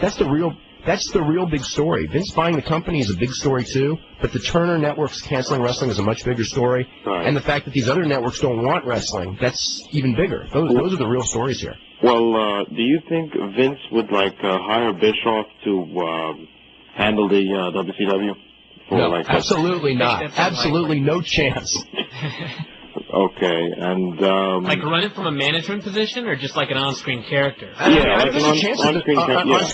On-screen character, there's a chance. I wouldn't rule that one out, but as far as I wouldn't expect it. But as far as running from a management perspective, there is no chance. Okay, and what about Goldberg? You said something earlier there about Goldberg. I overheard. I expect Goldberg to, no one knows because it's up to, if Vince makes an offer and wants him, Vince can get him. But my impression is that Goldberg, I think it's more likely Goldberg's going to be sitting out. I don't know if what we'll see as far as Bill Goldberg in wrestling. I mean, it's going to be an amazing story of this guy who was this unbelievable, phenomenon in 1998, and here it is 2001. I mean, ever since the end of 1998, his career has just gone. Boy, that's a story. The career of Bill Goldberg in wrestling. Yeah, it's an amazing story. When he came through in 98, who would have ever thought that he would have never done anything after 98 in wrestling, that he would, between the injuries and the bad booking and then this buyout, it's like this career. That's another thing people have to look at, too, is like a guy like Ric Flair. Ric Flair's been handled very, very badly at times, and he's done all right. But with Goldberg, he's a guy that if he's not handled perfectly, it's real bad news. So. Right. Okay. So one last question, guys. Do you think, like, somewhere down the road that Vince McMahon would give up the WCW for sale? He would let somebody else buy it? No. It's going to be with him, and then when it's no longer profitable, it will cease to exist. It's not like he's going to sell it off. No. Unless, I mean, you can never say never, but not at this time. And what will he really sell anyway? He's not going to sell a profitable company. He's not going to sell the library back. I mean, you know, obviously when it gets better, you know, Fox or, you know, might want to, you know, purchase it from him, you know. Oh, but if it's profitable, why would he want to sell it? Well, you got a good point there. He's either gonna fold it, or he's gonna keep it forever. I mean, and what's gonna end up happening is if it's not doing well, he's gonna merge the good talent into the WWF, and that's the inevitability. That is what's gonna happen. Whether it may be 5 years from now and it may be 9 months from now, it's all gonna end up merging into one at some point. I mean, the WCW name will not be around forever. Well, it won't be around. I mean, it's not gonna be around in 4 years or 5 years, I don't think, unless. You know, because you can't keep the feud going forever. I mean, at some point, you know, the people are going to get tired of the feud. They're going to have to move on to something else, and at that point, you know, he's going to have to just, you know, merge the companies. Okay. Thank you very much, guys. I love your show. This is from Dave Galvin. This is something that we talked about. Because from what I've been researching in my coverage of the Microsoft trial, it is not illegal to have a monopoly if you happen to purchase your competition by being inventive or by being in the right place at the right time. What is illegal is if you were to use your monopoly to keep a monopoly, or if you were to use it to gain a monopoly in another area, such as Microsoft telling computer manufacturers that if they wanted Windows 95, they couldn't have Netscape Navigator on their machines. Microsoft was trying to push their own Internet Explorer. That's what got them in trouble. I think that whatever it is, I think that the WWF doesn't need to be involved in any. The nature of being in wrestling, and Vince McMahon grew up in the wrestling business, is to, to engage in anti-competition by the throat and squeeze. Stab him in the back and do everything to him. Now, but he is so much higher than all of his competition that he really doesn't even need to worry about that, and that's why I don't see him getting into trouble because, you know, let's just say XPW gets, you know, I don't know, some television somewhere and wants to book things. You know, for Vince to, like, you know, why even waste his time? I mean, he's got all this stuff that he's got to do, plus the XFL, if that thing keeps going. So it's just one of those things where I don't see them falling in that trap, but I don't know. Who knows? Anyway, let's get to as many phone calls as we can in our remaining minutes. Starting with Jay in New York. Jay, what's going on? Nothing much. My question is, do you think that Eric Bischoff was actually capable of running the WCW? In what sense? Do I think he was capable? He did a great job with it, and then he did a horrible job with it. So he's capable in both. He's been both capable and incapable. As far as for the future, I would have guessed that it would not succeed ultimately.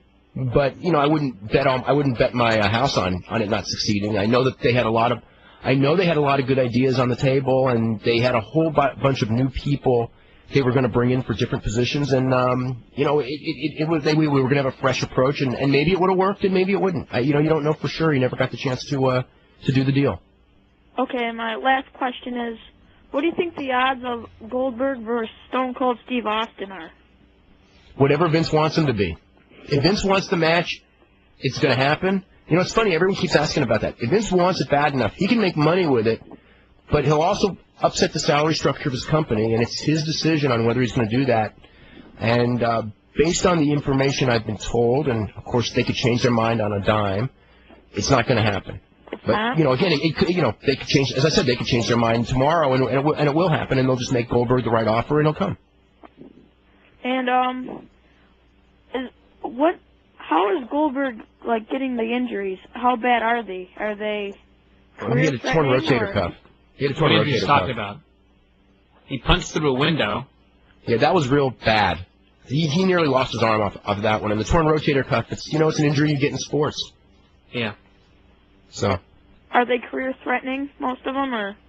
When he punched through the window, he could have lost his arm. If you lost your arm, it's career-ending. The rotator cuff, you know, everyone, I don't say everyone in wrestling, but many people in wrestling have had the rotator cuff. they've had the surgery. They've come back pretty much the same. You know, Flair had it a couple of times. Billy Gunn had it. Who else has had the torn rotator? Now, Billy Gunn didn't come back as good, but what can I say? Okay, thank you. Okay. Bye. Bye-bye. Let's go to Heath in St. Louis. Heath, what's going on? Hey, Dave. I got a couple of things for you. I got a couple of questions, actually. First of all, with the gimmick battle royal, with the new acquisition of WCW, what's the chances of us seeing the Red Rooster? It's up to them.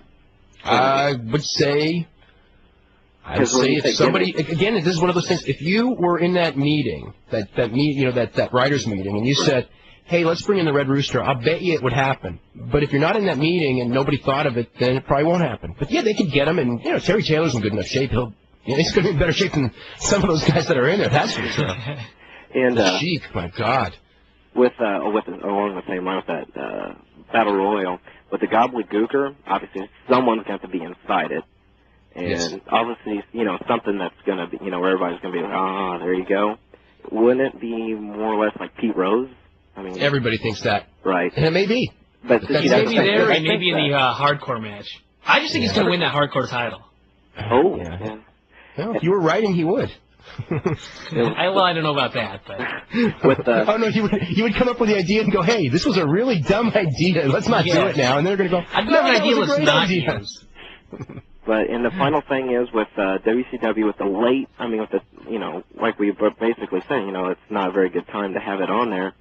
And one of the best things I would have thought of that you could possibly do with something like that was with Paul Lee and basically you have the ECW roster in their contract, and if not, it's not going to take much to get them on that contract. Why can you not basically put the ECW talent with Paul Lee run it under WCW's name on something late night, see what it can do with that, and then bring in guys such as like Brock and whoever else from the OVW. Well, I mean they'll bring. You mean have an ECW show? Yeah, like with under the WCW logo. I mean, it's got name recognition, but now everybody's saying they're getting they're seeing ECW. And then this also, a good stepping stone. Okay, well, here's the thing. ECW was on TNN and it failed. Right. Vince is not going to put something on that failed already. And it failed in a much better time slot than 11 p.m. on Saturday night. But Vince didn't have his finger on it. I mean, now. No, you're right. You're right, he didn't. But the WCW name is still way more valuable than the ECW name. I mean, as far as I expect that there will be some ECW talent thrown into that mix. Mm-hmm. As far as who runs it, if it hasn't been decided, I'm of the impression that Heyman will not be heavily involved in that thing. But if they make the decision to make him, then he will. But that's again, all this stuff is stuff that still needs to be worked out. I mean, I've been given impressions of things, but this can all change on everything that I've been told, and I've been told a lot, can all change. But what was the main objective of bringing Heyman in? I mean, I understand to take over Lawler. He's got a great booking mind. He really does. And he's got a great booking mind. Oh, yes, he does. Great creative mind, and that's the objective. And he needed a job. They were interested long before Lawler was gone, too. Yeah. It wasn't like Lawler left on a Tuesday afternoon and they went, there's a guy named Paul Heyman that used to run a company that we might be able to get a hands on. They'd been talking to Heyman for months and months. The deal was 80% done a long time ago. When they realized that Paul wasn't going to be able to make it, and Paul's decision was, what Paul was doing, he was stalling out going there, hoping that the miracle would happen, and the miracle didn't happen. And, I talked to him about, he was the first one who told me, and his timing wasn't quite right, okay? He did expect the TBS, one of the things, because I was talking about it, it's okay, why don't you just sit it out for 6 months, okay? And this is not like advice to him. We talked about everything that was going on in wrestling. But it was okay, what about the idea of sitting out for 6 months? If Bischoff succeeds, you can always go to Vince. Or to Bischoff, because he's got a great creative mind, even though Bischoff and Paulie don't get along at all. Right. Or if Bischoff fails, you start something up and you go on those Turner stations. That's great time slots. I mean, with those time slots, you can maybe do something. And his thing is they're going to cancel. If Bischoff fails, okay, they're going to cancel that wrestling on that time slot. I won't have that opportunity. And he, the way he saw the landscape, he played his cards where I got to go to Vince. I have no other alternative. And that's what he did. And he was righter than he thought he was at the time. Right.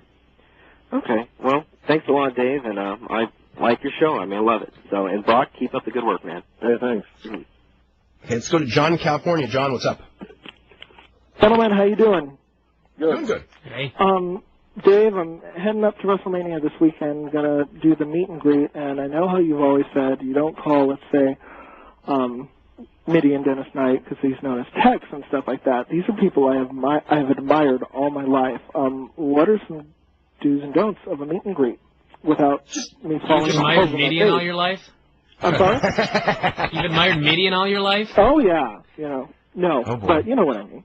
Okay. No, just be nice. Don't try to be.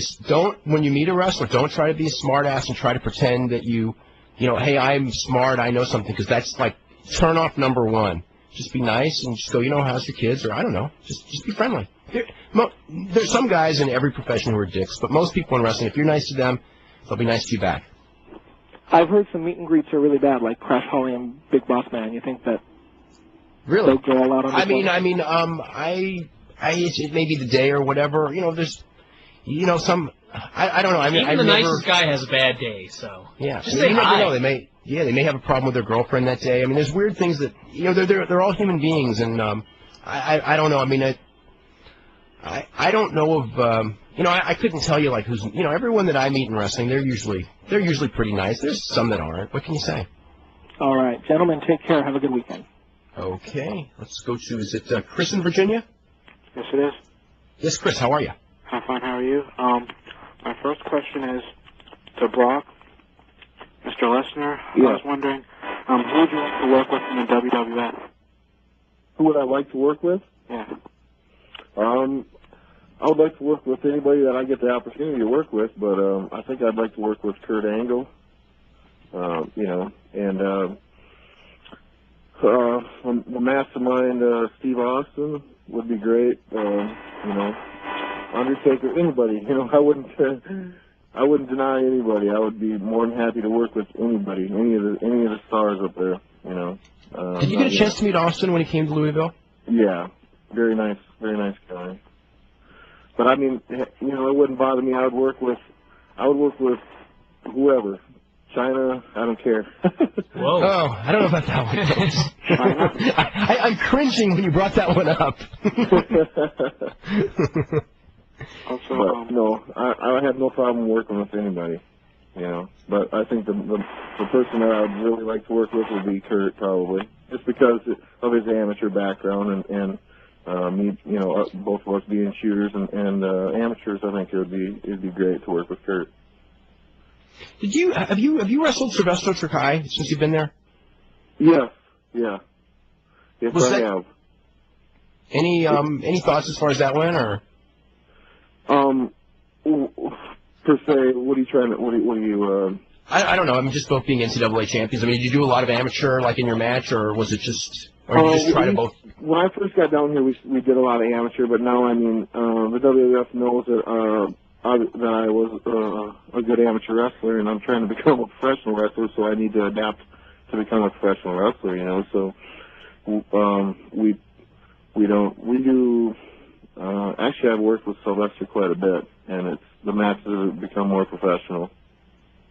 Mm-hmm. Professional wrestling. The first time I saw you wrestle, it was probably your first television match. You did a suplex. I think it was a Jerome Crony, but I could be wrong with the guy. It was a smaller guy.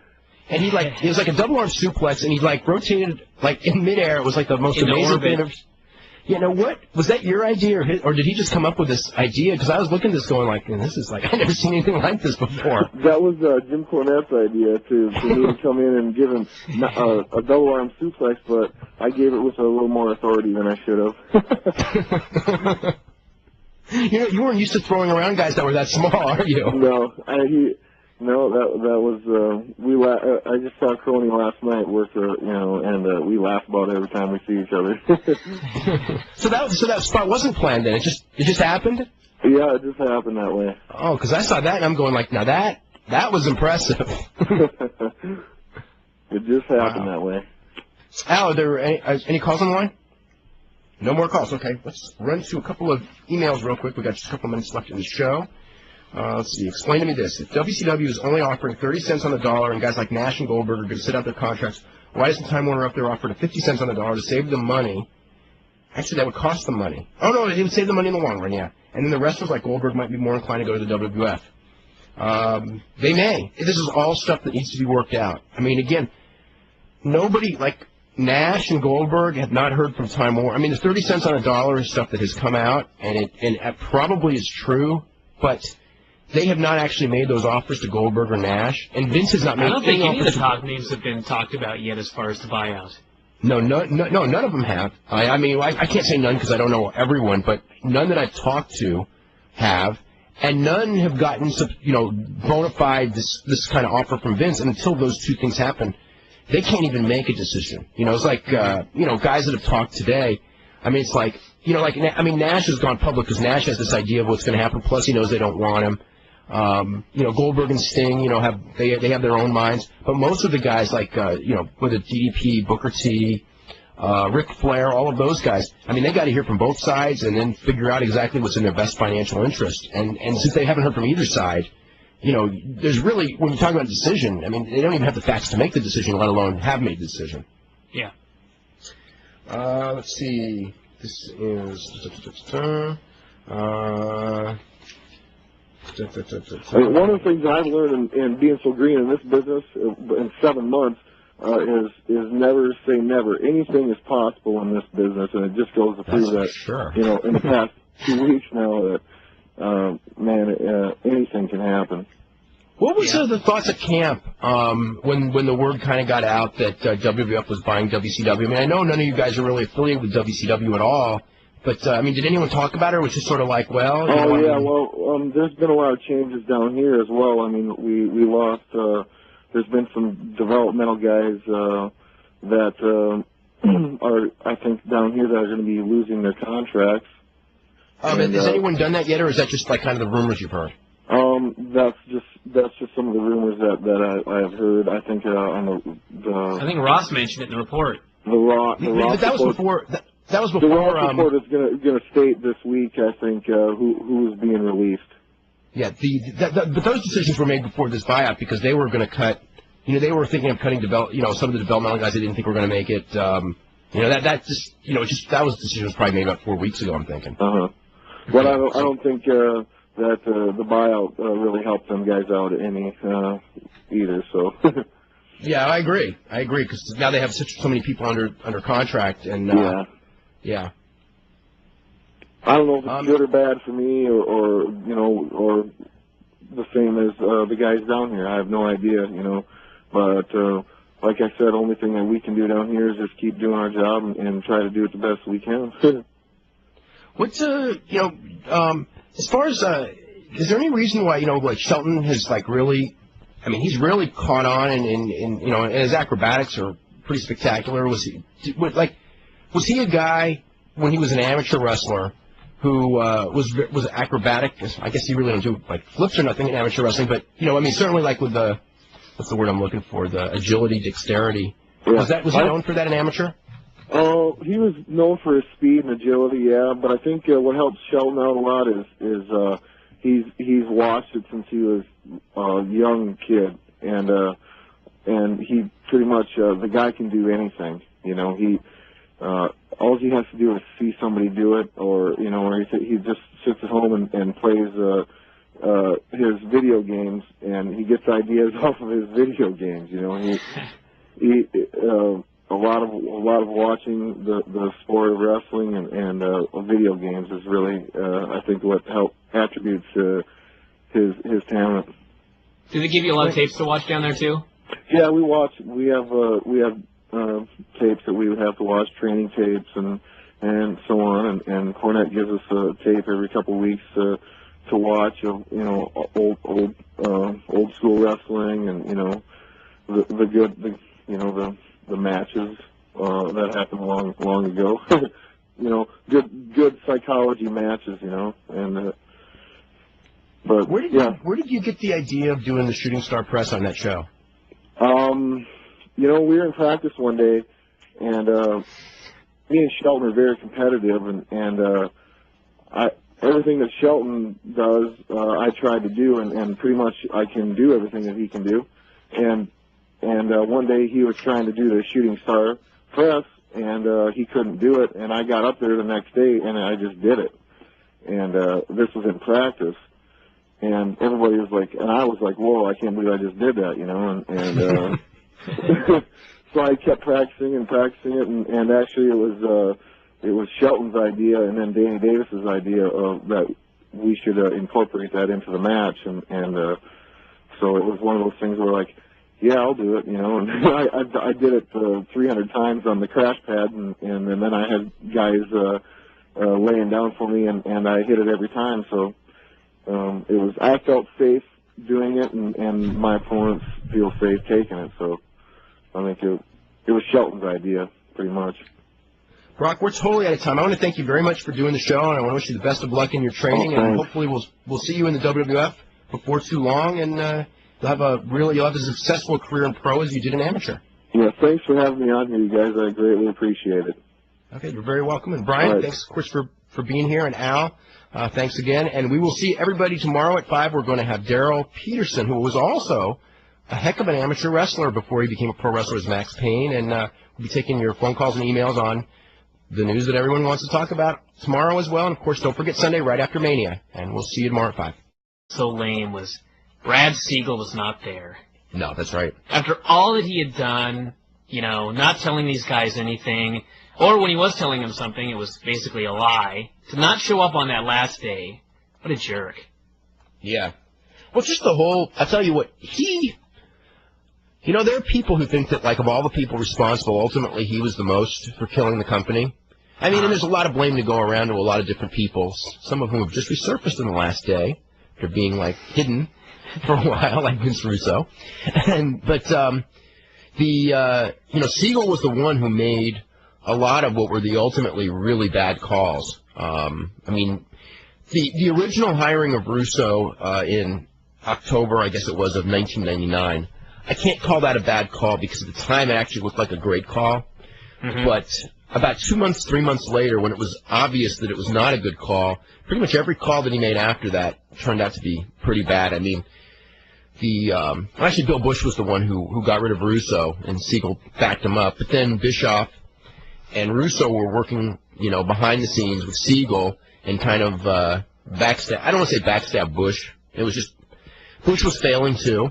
So yeah, they got back in. But that decision to put them back in, when you have two guys who, I mean, I can remember on this show when that thing started. I mean, we were going 7 weeks tops before those two had a blow up. I mean, they just couldn't work together. And if like 7 days. Yeah, but if we could say that, if we could go in there and go, you know, 7 weeks, these guys are going to be at each other's throats for all the obvious reasons. The idea of putting them back in there together in power, I mean, that just shows how foolish it was. And then that was, you know, that was the period that destroyed the company. You know, like, you know, that just was the period that destroyed the company. And ever since then, it's just never gotten back on track. And we can talk about that. I don't know. I always thought, like this morning in the New York Daily News, Marshall Fink had his column on, you know, just about, they pegged the purchase price, by the way, at between 10 and 20 million, which is, I'm not surprised. That's about where I figured it, and it's such a sad number, considering, you know, Fusion was about to pay 48.7 million for the same property, you know, all of, 2 weeks ago. Yeah, but their 48.7 was including the TV. Without that TV, I don't know if it was worth more than 10 million. Well, it is to Vince. Yeah. You know, potentially. I mean, potentially. Anybody else? Is anyone else starting on? It's not. Not without the TV. Absolutely not. So, you know, I mean, the thing that is kind of weird is, you know, during this whole period when it was obvious the thing was going to get sold and people were writing this off as this horrible investment by Turner, you know, my feeling always was that, you know, like with a sports franchise, a lot of sports franchises lose money year after year after year, but when they sell it, the price has gone up so much. How's it going, everybody? This is Dave Meltzer. We're going to be here for the next 2 hours talking pro wrestling during this most newsworthy week in history of this industry. We've got Bryan Alvarez of Figure 4 here, and we're going to have Brock Lesnar, former NCAA champion, who's currently wrestling at Ohio Valley Wrestling. We're talking to him for the first time. He'll be up in about a half an hour. We'll be taking your phone calls as well as your emails, and I think that this may be a day where it may be a little bit easier to get through on the phone than it maybe would have been in the last, I don't know, 2 weeks or so. Certainly, we were flooded with calls for Jerry Lawler, and, of course, with the sale and everything, it's been pretty darn hard to get through, but people have gotten through. And anyway, that's so you can call us at 1-877-392-3299. In about a half an hour, we'll start taking phone calls. Brian, how are you today? I'm doing good. That's good. God, you sound so different. I know. We shouldn't fool the listeners. I'm actually at Dave's house today. on the other microphone. And for all you wondering, he's sitting here in a FUBU sweatshirt, and he's eating a banana. None of that's true, but that's okay. Okay, so last night was the night that it finally hit, because there really was no thunder, and I will say I didn't miss it for a second, but I will miss it. Monday, it's going to be a total change of life. It was just weird. I usually have to set the VCR every Wednesday night, and last night I sat there and I had nothing to do. No VCR to set, no show to watch. It's kind of weird. And I guess you're working on an article for Penthouse on the demise of WCW. Is that basically what it is? Yes, they just heard about the demise a couple of days ago, and they said, you know what would be a good column is a column on the 10 greatest moments in WCW history. And I said, hey, that's great. And I hung up, and I started trying to think of 10 great moments in WCW history, and I got stuck about 4. No, I said, I don't know. You helped me last night. Yeah, but then, when I started thinking of all these great moments, they ended up all being terrible. I know. I get this email, and your email was so long, and I thought, man, how could he have thought of so many great things? And it was like a quarter of it was the great things, and then there was about 25 lines of the most horrible things that have ever happened in that company. And it was great. Let's see.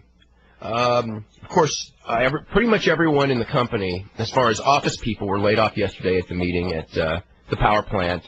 A couple of people were kept on, but they're only being kept on for like 30 more days to help in the transition. The first taping under the auspices of the World Wrestling Federation, the first television show on TNN is going to be on May the 12th on Saturday night from 11 p.m. to 1 a.m. The taping will be May the 9th in Trenton, New Jersey. So those dates are now pretty much, they are finalized. That's the real deal. And what else? I saw the New York Daily News story today. And, one more thing about the meeting real quick. They ended up making a big profit on their investment. And I figured the eventual sales, number, which, a year ago looked to be well into the several hundreds of millions of dollars, because this was taking in more revenue than almost any professional sports franchise, except for something, big one, Manchester United or the Yankees or, someone like that. I mean, when you're talking about a company taking in, $150 million to $200 million a year, that's a substantial amount of money. That this thing was going to go for several $100 million, and that would offset whatever, year-by-year losses and the big couple of year profits. The Turner side would actually make money at the end. But, they bought it for like $9 million. They sold it for, let's say, 10 or 15, and the losses were a lot more than the gains, and they did not make money at all on this adventure after 13 years.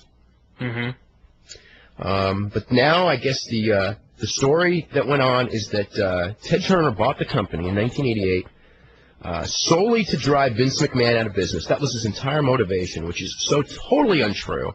And, it's just going to be... I just have a feeling... It's kind of been the fake story for a while, though, hasn't it? Well, the fake story from Vince McMahon, it has been, of course. But it's like, But, anyone who, looks back at anything of what was going on in 88, that was so obviously not the case. And even more so, if Ted Turner really wanted to put Vince McMahon out of business, I'm not saying he could have done it, because I don't know that he could have, but he could have crippled Vince McMahon in the early 90s just by spending money for all of Vince's talent. He could have he had 100 times more money, 100 times more money than Vince. He could have outbid him for every single wrestler worth it. They could have gotten Hogan, Savage, Piper when they were still younger. They could have gotten everyone anytime they wanted. Vince had nobody on guaranteed money contracts except for maybe Hogan, and they didn't. The fact that they didn't says that they were just looking for cheap programming and to keep that programming on the air. That was their goal. It was not until Bischoff was there that anyone in management did anything that would look to be that they were, up until that point, they were afraid of competing with Vince McMahon, if you want to know the truth. And Bischoff was the first one who wasn't afraid to compete with Vince McMahon. At that point, they really did compete. They competed hard, and whether the goal was to put Vince out of business or build their company up to be the biggest possible, it was a little bit, I'm sure that there was a little bit of both in that motivation, in those years, 95 through 98, I guess. But, that has nothing to do with 1988. I think it was almost all just the desire to put Vince out of business, because if it was just a desire to make the company as big as possible, there's so many things that they did that they would not have done if that was their, sole intent or even their main intent. There were so many hot-shotting deals and, putting guys on TV. But that was just because they didn't understand wrestling. That was that was, I mean, don't get me wrong, wrestling, and people are going, how come I didn't put Joey Styles on the list? And the reason is that I think that pretty much it's not a real consideration, as far as I can tell. So why put someone, the names that we put on the list are names that I thought were the 5 most logical, not logical, but most likely choices. Tony Schiavone got 22% of the vote, which is much higher than I expected. Scott Hudson was the leader with 35%. Mike Tenay had 23%. Kevin Kelly, 7%, and Michael Cole, 14%. Today's question is, how will the cancellation of WCW programming affect the time you spend watching wrestling? A, you will spend more time watching WWF. B, spend more time watching independent wrestling. C, spend more time watching international wrestling. D, will spend less time watching wrestling. And E, stopped watching WCW a long time ago, so it will have no effect. So, I think with me it's going to be a little bit of B and C. A little more independent wrestling, probably a lot more international wrestling. Anything else you want to talk about before we start hitting emails? Because we certainly have a ton of those. I don't think so. Anything as far as, as far as anything further as far as talent and things like that, I mean, nobody has heard anything. Just so you know, I mean, I know Bryan has as well. We've talked to several different wrestlers from WCW, and the reality is none of the WCW wrestlers have heard anything substantial from the WWF or from WCW as it regards their contract. I mean, there's been stuff that's been rumored and stuff like that. And, I mean, we've printed stuff and talked about stuff that, has been talked about by the WWF and has been talked about by WCW.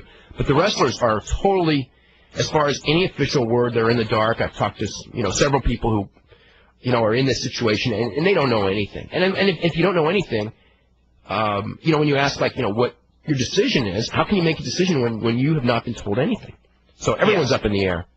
I've had a couple of people as well that said that anything that you read on the internet, likely about someone deciding what they're going to do at this point, is probably not the case because nobody's been talked to. So I don't think anyone's as far as final decisions, I think Goldberg and Sting are still certainly far more likely not to do anything. I mean, and as far as Nash has publicly said that he's not doing anything. Yeah. But again, all this can change. I mean, if WWE wants any of those guys and gives them a good offer, they'll all come. I mean, every single one of them, if they want them bad enough. And if they don't want them bad enough, then they won't. I mean, everything's really in the WWF's hands. I mean, in all of these things. It's not in the rest. The wrestlers have, they got to look out for themselves. But I mean, when it comes to the decision, Vince will make the decision for them, but based on how much he wants them. They're not. None of them are really going to be making any decisions. I don't think. Mm-hmm. Okay. No. Let's go. Do you suspect that between XFL games running along and WCW's new time slot opposite Saturday Night Live, wrong? There was a period where, when the ratings were close, they were, but both sides did this. Both sides, when that year when the ratings were close, they were both doing, total desperation tactics, for week-by-week ratings. And Bischoff, quite frankly, did the dumber ones because, they gave away Goldberg and Hogan for free, which is the most obvious one. But, both sides were competing like that during that period. I mean, I'm not saying Bischoff didn't want Vince out of business as like a feather in his cap, but putting Vince out of business, theoretically, if he had done that, I mean, I think that the whole motivation was still to build the company as big as possible. And he built it up big and then collapsed it because he didn't know how to sustain it and didn't understand that giving people bad shows and when people leave the buildings happy in a business that's, like this, ultimately that kills you. Mm-hmm. Let's see, what else? The only other big news. What about the New York today, Post story? The one by, what was her name again? The New York Post story. Oh, that, that was just stupid. That was the one where they said that they treated that thing where Vince McMahon said that Ted Turner was going to come to WrestleMania and give him the contract. They treated that like it was a news story. I mean, it's so funny. I'm reading this thing. And then they go, Turner's side could not be reached for comment. And the WWF said that we do not comment, something along the lines of we do not comment on storylines. And then they still printed it like it was a news story. No, I think the actual thing was they don't comment on people's comments inside the ring or something to that nature. Characters, or something along the lines of characters. The characters' comments inside the ring. Yeah, because it's storyline, it's fiction. And they took it as like... You think that comment would sort of give away that it wasn't actually going to happen? Well, I think anyone with a brain would know that it wasn't going to happen. So... And the funny thing is, even in the storyline, Vince said that he was going to come deliver the contract. And at the end of the show, Shane revealed he'd already signed the contract. So, you know, even in the storyline, Ted Turner wasn't going to show up. Yeah, I know. So, let's see what else. Johnny Red Shoes Dugan passed away actually on Monday. Who was, I think he was probably the most famous wrestling referee of the 1970s. Just because the Los Angeles promotion had a lot of had probably more national. Well, they had more national syndication than anybody else in that era because they were on the Spanish International Network, and he had a good nickname, Red Shoes Dugan. He always had the red shoes, and also he refereed a lot for New Japan Pro Wrestling. So I think it'd be safe to say that him and Joe Higuchi were the two most famous referees in the world during that period. No one else was even close, I don't think, because none of the WF referees were really known outside of the WWF. Dick Kroll had a little bit of a name. Stu Schwartz in Florida, but again, these are all regional names. Let's see. Look at the poll here. Who would you hire as lead announcer for World Championship?